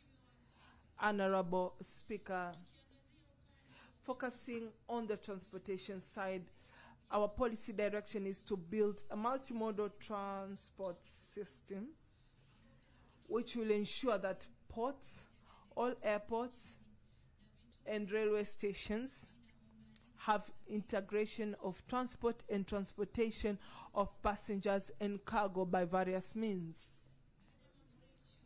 After improvements of infrastructure and operating systems of Dar es Salaam port operating costs have decreased, where more than 258 billion shillings per year have been saved. That money is used to increase investment in our ports. Honorable Speaker, towards 2030, we'll oversee further improvement in our ports nationwide. We'll add 10 beds to Dar es Salaam port, which currently has 12 beds. We'll complete connecting SGR railway to the port so that cargo is transported by rail to the Kuala Inland Port, where cargo trucks will start operating or transportation there from Kuala to various parts of the country.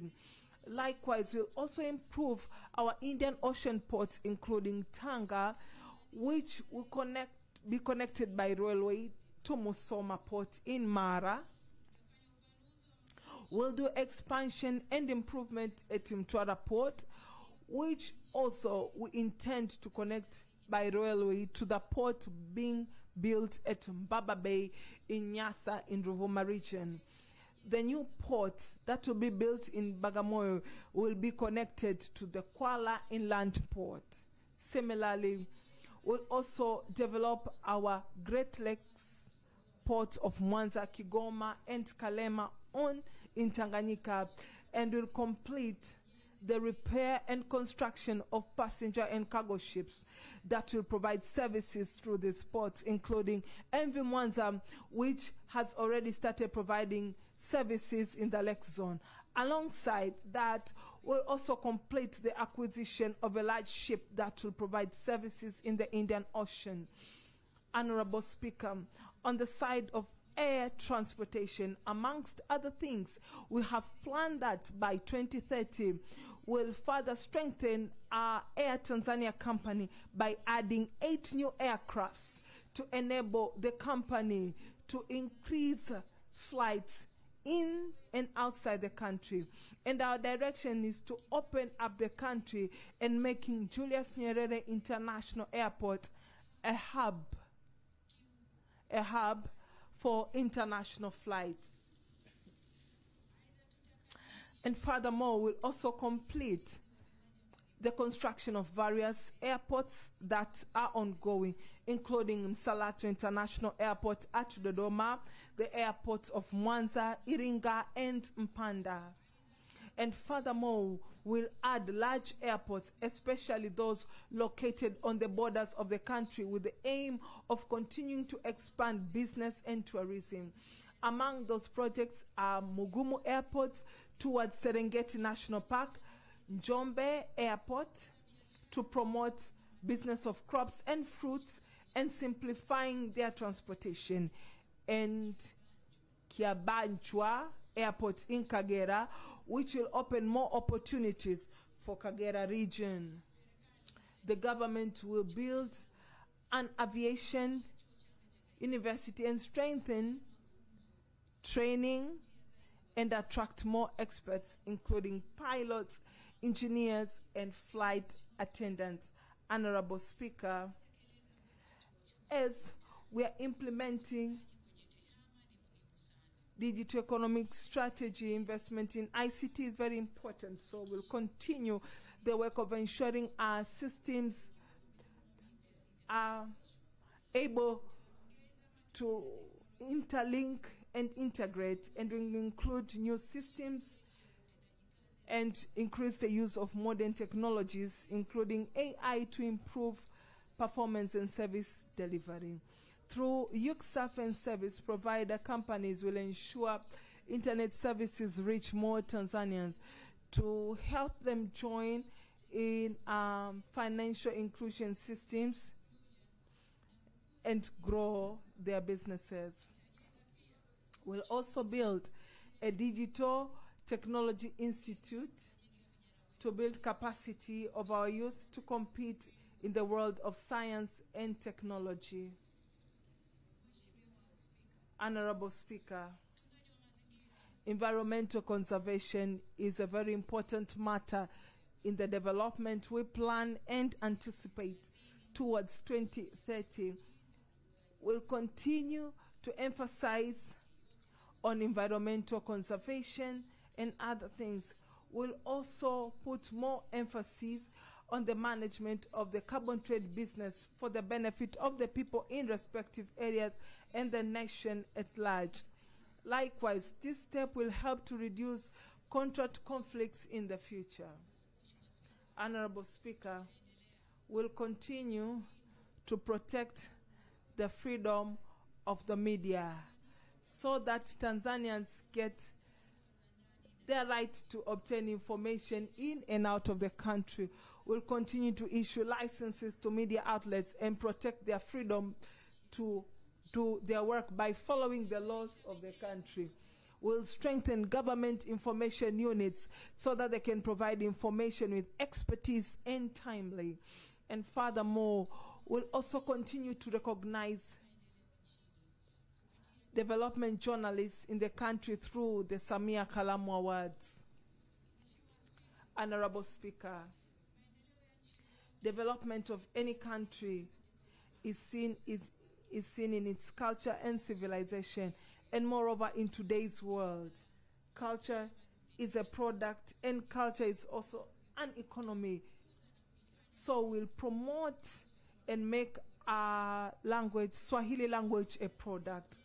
We are continuing with the preparation for building a modern film studio to increase the value of the work of our filmmakers in the country. We also build a modern exhibition arena to enable our artists to hold international festivals and attract other international artists to come and hold festivals in our country. We want film and arts and music to create jobs and contribute to the national economy. Honorable Speaker, sports is also an economy. We cannot get big results without investing. Amongst the steps that we'll take is to start and develop sports academies in the country. We are going to start these academies with the aim of preparing today's and tomorrow's athletes. as you understand, our country will host the AFCON tournament in 2027, and towards that, we'll complete the construction of the stadiums that will be used, including the AFCON stadium located in Arusha and improvement of other stadiums nationwide.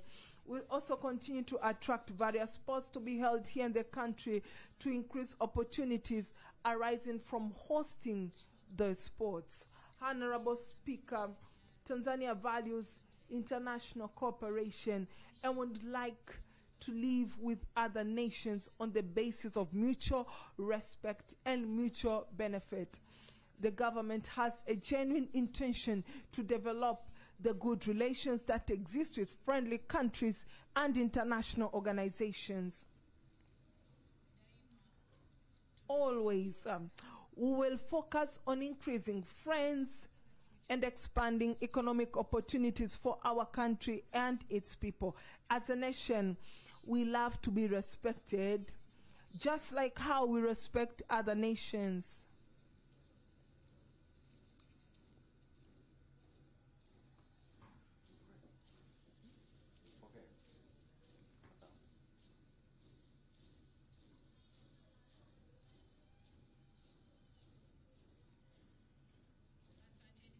Thank you. Thank you so much.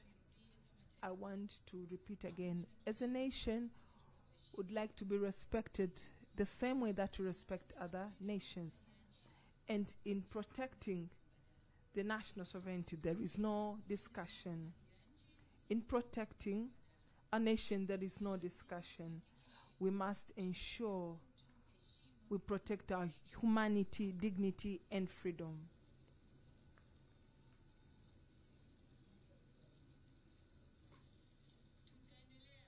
We'll continue to be guided by the same principles of the foreign policy that was established by our founding fathers of non-alignment. And our stance remains to be unity and cooperation instead of division. Dialogue instead of command or force, and justice instead of spite. The nation of Tanzania is built on foundation of peace and political stability. Any force that intends to dirt that foundation, we will not agree with it.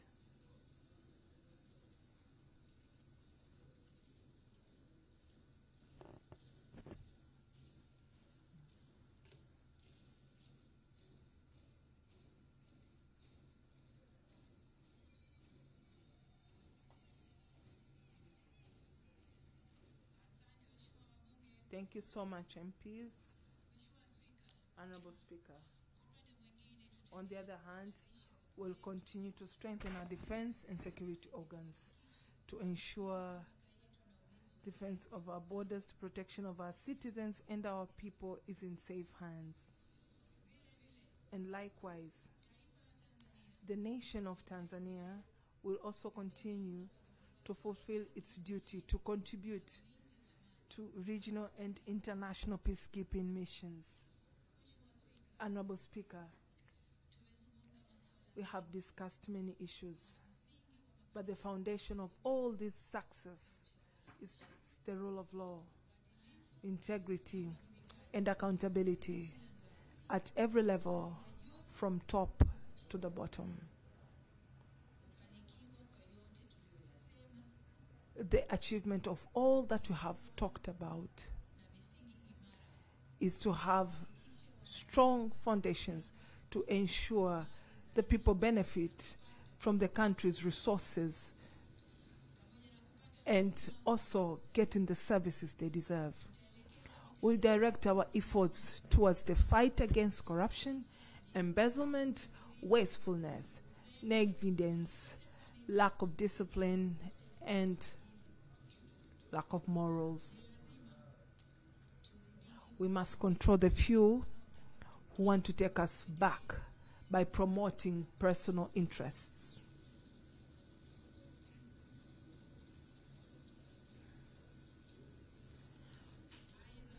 And furthermore, in order to strengthen accountability in the government, we'll continue to implement programs for improvement of public services, including the use of performance measurement systems.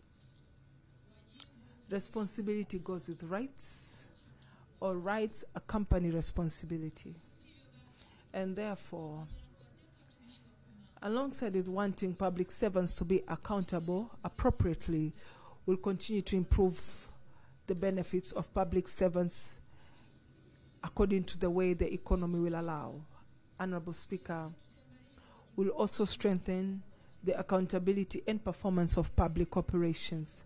Towards 2030, we'll make reforms of public operations to improve efficiency, transparency, and productivity. We want to increase not just by dividend that the government receives, but also to reach the goal of public corporation and institution to contribute at least 10% of all non-tax revenue. And our intention is to build the capacity of public corporations so that they can compete and invest outside Tanzania, like other external corporations we see here in our country. Honorable Speaker, another foundation of all these achievements is the rule of law. Our promise is that the government will cooperate with the judiciary of Tanzania to ensure justice is obtained by all people and timely. We'll continue to enable the judiciary with buildings, workplaces, staff, along with strengthening the use of ICT. And we take these steps so that this pillar can be able to perform its duty efficiently. We'll oversee the full implementation of recommendation of the President's Commission to review ways to improve criminal justice institutions, and will continue to make reforms and improvement in all institutions dealing with criminal justice matters so that they can deal with all criminal acts. On the other hand, the government will continue to cooperate with various stakeholders, the law sector, including Tanganyika Law Society, together with other organizations to facilitate access to legal services and assistance to people. Because in the past period, we saw its benefit in resolving various challenges affecting people of Tanzania.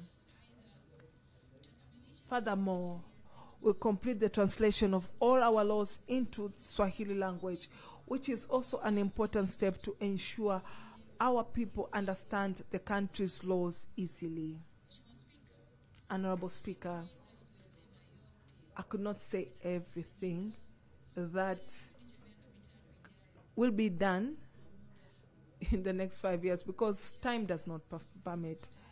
But I will get another opportunity, certainly, to address this Parliament in the coming days.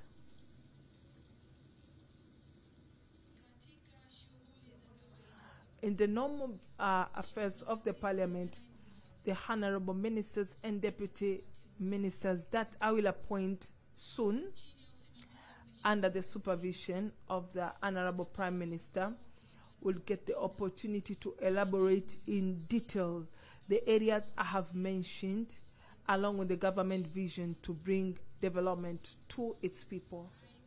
And furthermore, if it pleases you, Honorable Speaker, this speech to be debated by the honorable members of Parliament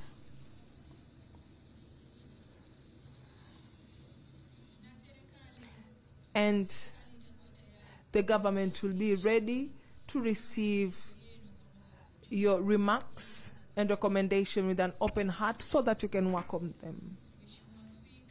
Honorable Speaker, I promised Parliament my personal cooperation and that of the six-phase government in implementing all these benefits for the benefits of the Tanzanians that these MPs represent. So my plea to you, honorable MPs, is to give your sincere cooperation to the government, and together we'll build a country where systems work together and development projects are implemented efficiently, so that Tanzanians too can do their work with diligence and expertise for the development of our nation. I pray to God that the end of the 6th phase should not only be measured by things, buildings, and things that are material, but should also be measured by the smile of humanity that will be left on the faces of Tanzanians.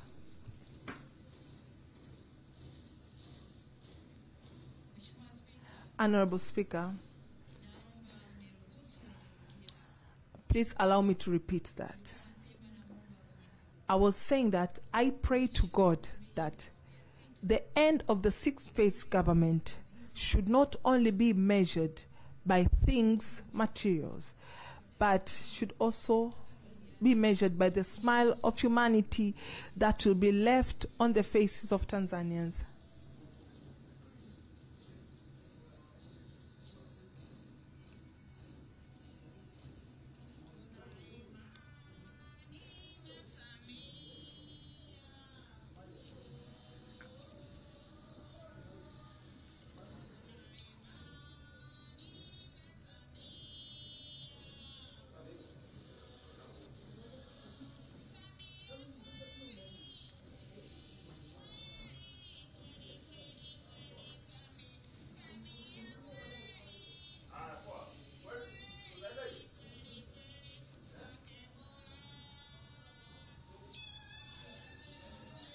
Thank you so much, MPs. Thank you so much, MPs. Thank you. Thank you, MPs. Honorable Speaker, after saying that, I now have the honor to declare that the 13th Parliament of the United Republic of Tanzania is officially opened. And I pray that God bless Tanzania, and may He bless all the MPs and the people of Tanzania. Thank you so much for listening. Thank you.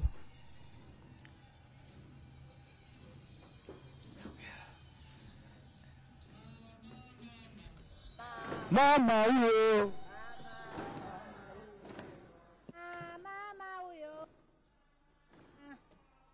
Mama.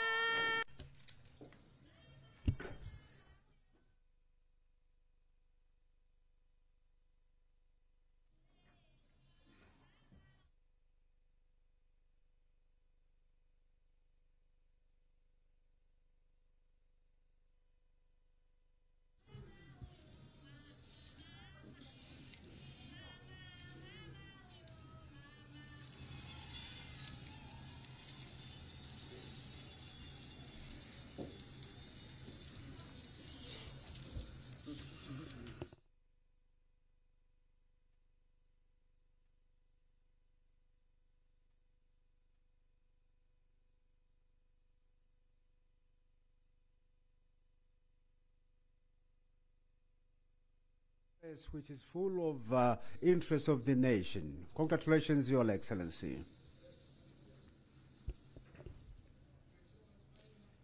You have given great hope to the people of Tanzania on the universal health coverage, which is the aspiration of the majority of Tanzanians. Congratulations, Your Excellency. You have given the precaution to the reckless public servants, and this parliament will assist you in making sure public servants who are reckless and indisciplined are not in the system. You have pronounced your appointment on these strategic projects, and that you will stand for the broader interest of the people and the nation. You have touched on the international cooperation. Your Excellency, I was in the foreign and defense community for 16 years in this parliament. We understand the kind of engagement that has to be used in approaching other nations, and all these members of parliament are aware of that. I want to assure you, Your Excellency, that we will strengthen our cooperation with other parliaments through our Parliamentary Standing Committee, but also to involve various members of parliament to speak about Tanzania and to speak against every dirty propaganda against our nation. Your Excellency, we thank you. On behalf of all members of parliament, we thank you for your address. We thank you for your love. We have a true leader who understands the reality of the needs of the people and who understands and who has the roadmap on how to resolve the challenges of the people. We will undertake engagement with ambassadors to country. We will meet them in a friendly environment to explain to them on how this propaganda against our nation has been working and have affected our people, especially focusing on to disrupt our economy. That will be resolved, and we will assist Your Excellency. And now, clerk to the Parliament, please. Want to adjourn the Parliament. Now I invite the Right Honourable Prime Minister to move the motion of adjournment of the Parliament and to set a date. And kindly, your speech should be brief so that we can keep the taste of the address by the President. If you just move a vote of things, give us a date so that you can move forward. That will suffice. That will suffice.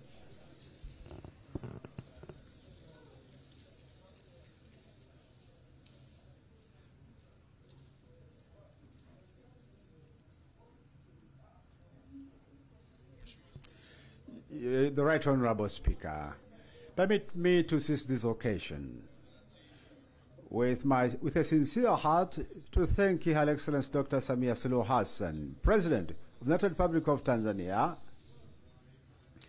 for the great confidence he demonstrated to me by appointing me to assist her in the position of the Prime Minister of the United Republic of Tanzania. I will assume that responsibility with diligence, faithfulness, and integrity. Secondly, I want to commend most sincerely Her Excellency for her address. We have listened attentively. The address which bears vision and a roadmap and the direction of our country for during the period of the second term of the sixth phase government.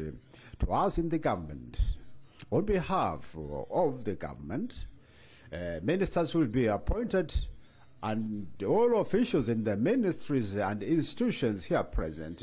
We have received this address as directives and guideline on which we will guide our action.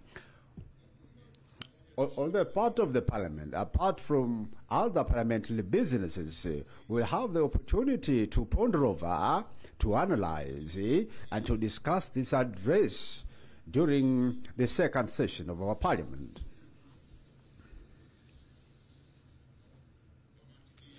On that basis, Honourable Speaker, permit me to seize the occasion to thank all the members of Parliament for the cooperation accorded in approving my name. And I once again reiterate my gratitude to you personally for your firm leadership. We have witnessed that you have had a good commencement, and we believe you will steer ably the affairs of this Assembly. And on behalf of the ministers to be appointed, we want to assure you of our full cooperation to you and the Deputy Speaker and all the members of Parliament. We will be open to opinion. We will listen to you and work on all that you will advise in a special way. I want to thank the people of Iramba constituency for giving me the opportunity to continue to serve them in the position of a Member of Parliament. Your Right Honourable, after these remarks, permit me now to move the motion that your assembly should be adjourned until 27th January 2026 at 9 a.m. when it will reconvene here in Dodoma. Right Honourable Speaker, I move the motion. The motion has been moved and supported. Now I will ask you, those who agree with the adjournment until 27th January 2026 should say aye, and those who say no, kindly show up. So the motion is moved and passed. Right, honourable members of Parliament, now we shall sing the national anthem and the anthem of the East African community.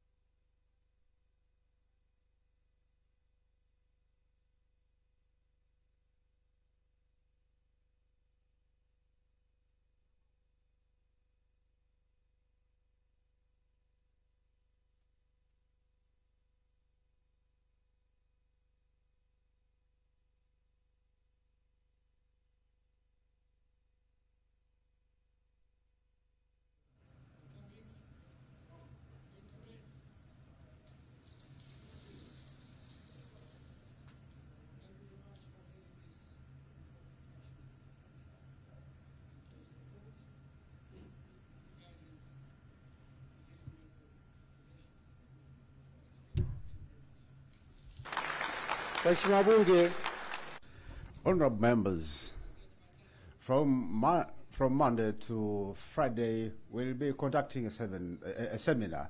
So we urge all members to attend. It is an important seminar which will give you a guideline on our regulations on how we conduct our affairs here.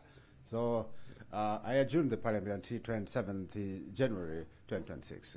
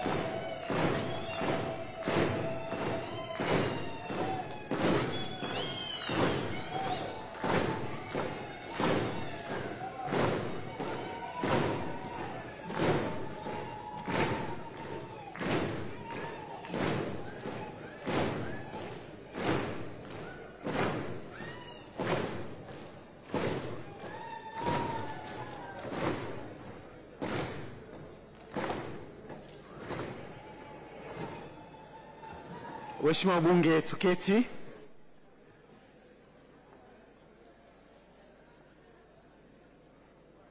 Waheshimiwa wabunge, msafara unaofuata sasa kutoka ndani ya ukumbi wa bunge unakuwa ni wa Mheshimiwa Makamu wa Rais wa Jamhuri ya Muungano wa Tanzania, Balozi Dr. Emmanuel John Nchimbi, utaongozwa na Hamza Idrisa, mpambe wa bunge, na makatibu mezani. The delegation will be led by delegation exiting the hall. It's by the Vice President,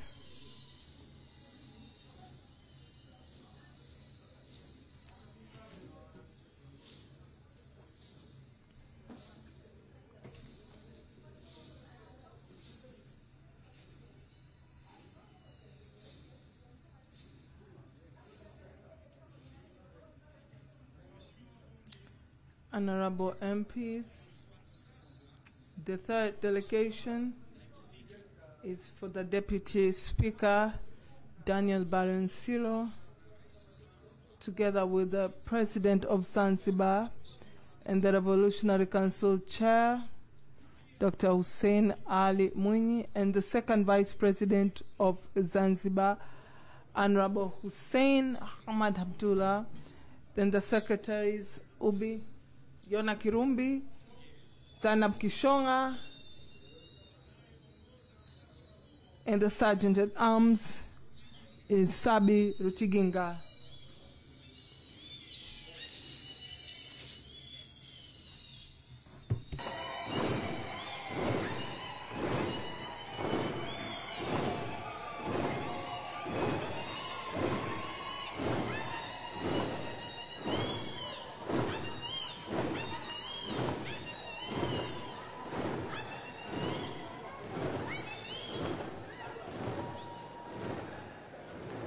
Asante waheshimiwa wabunge.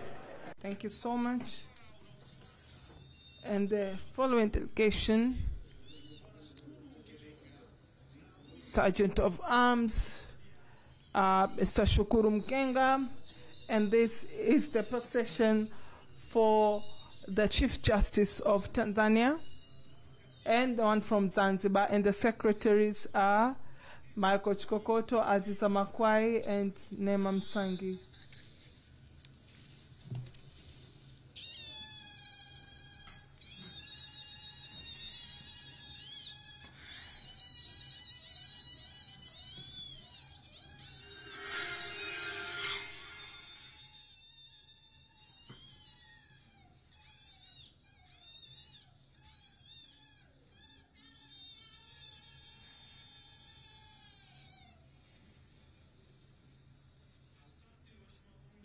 Thank you so much.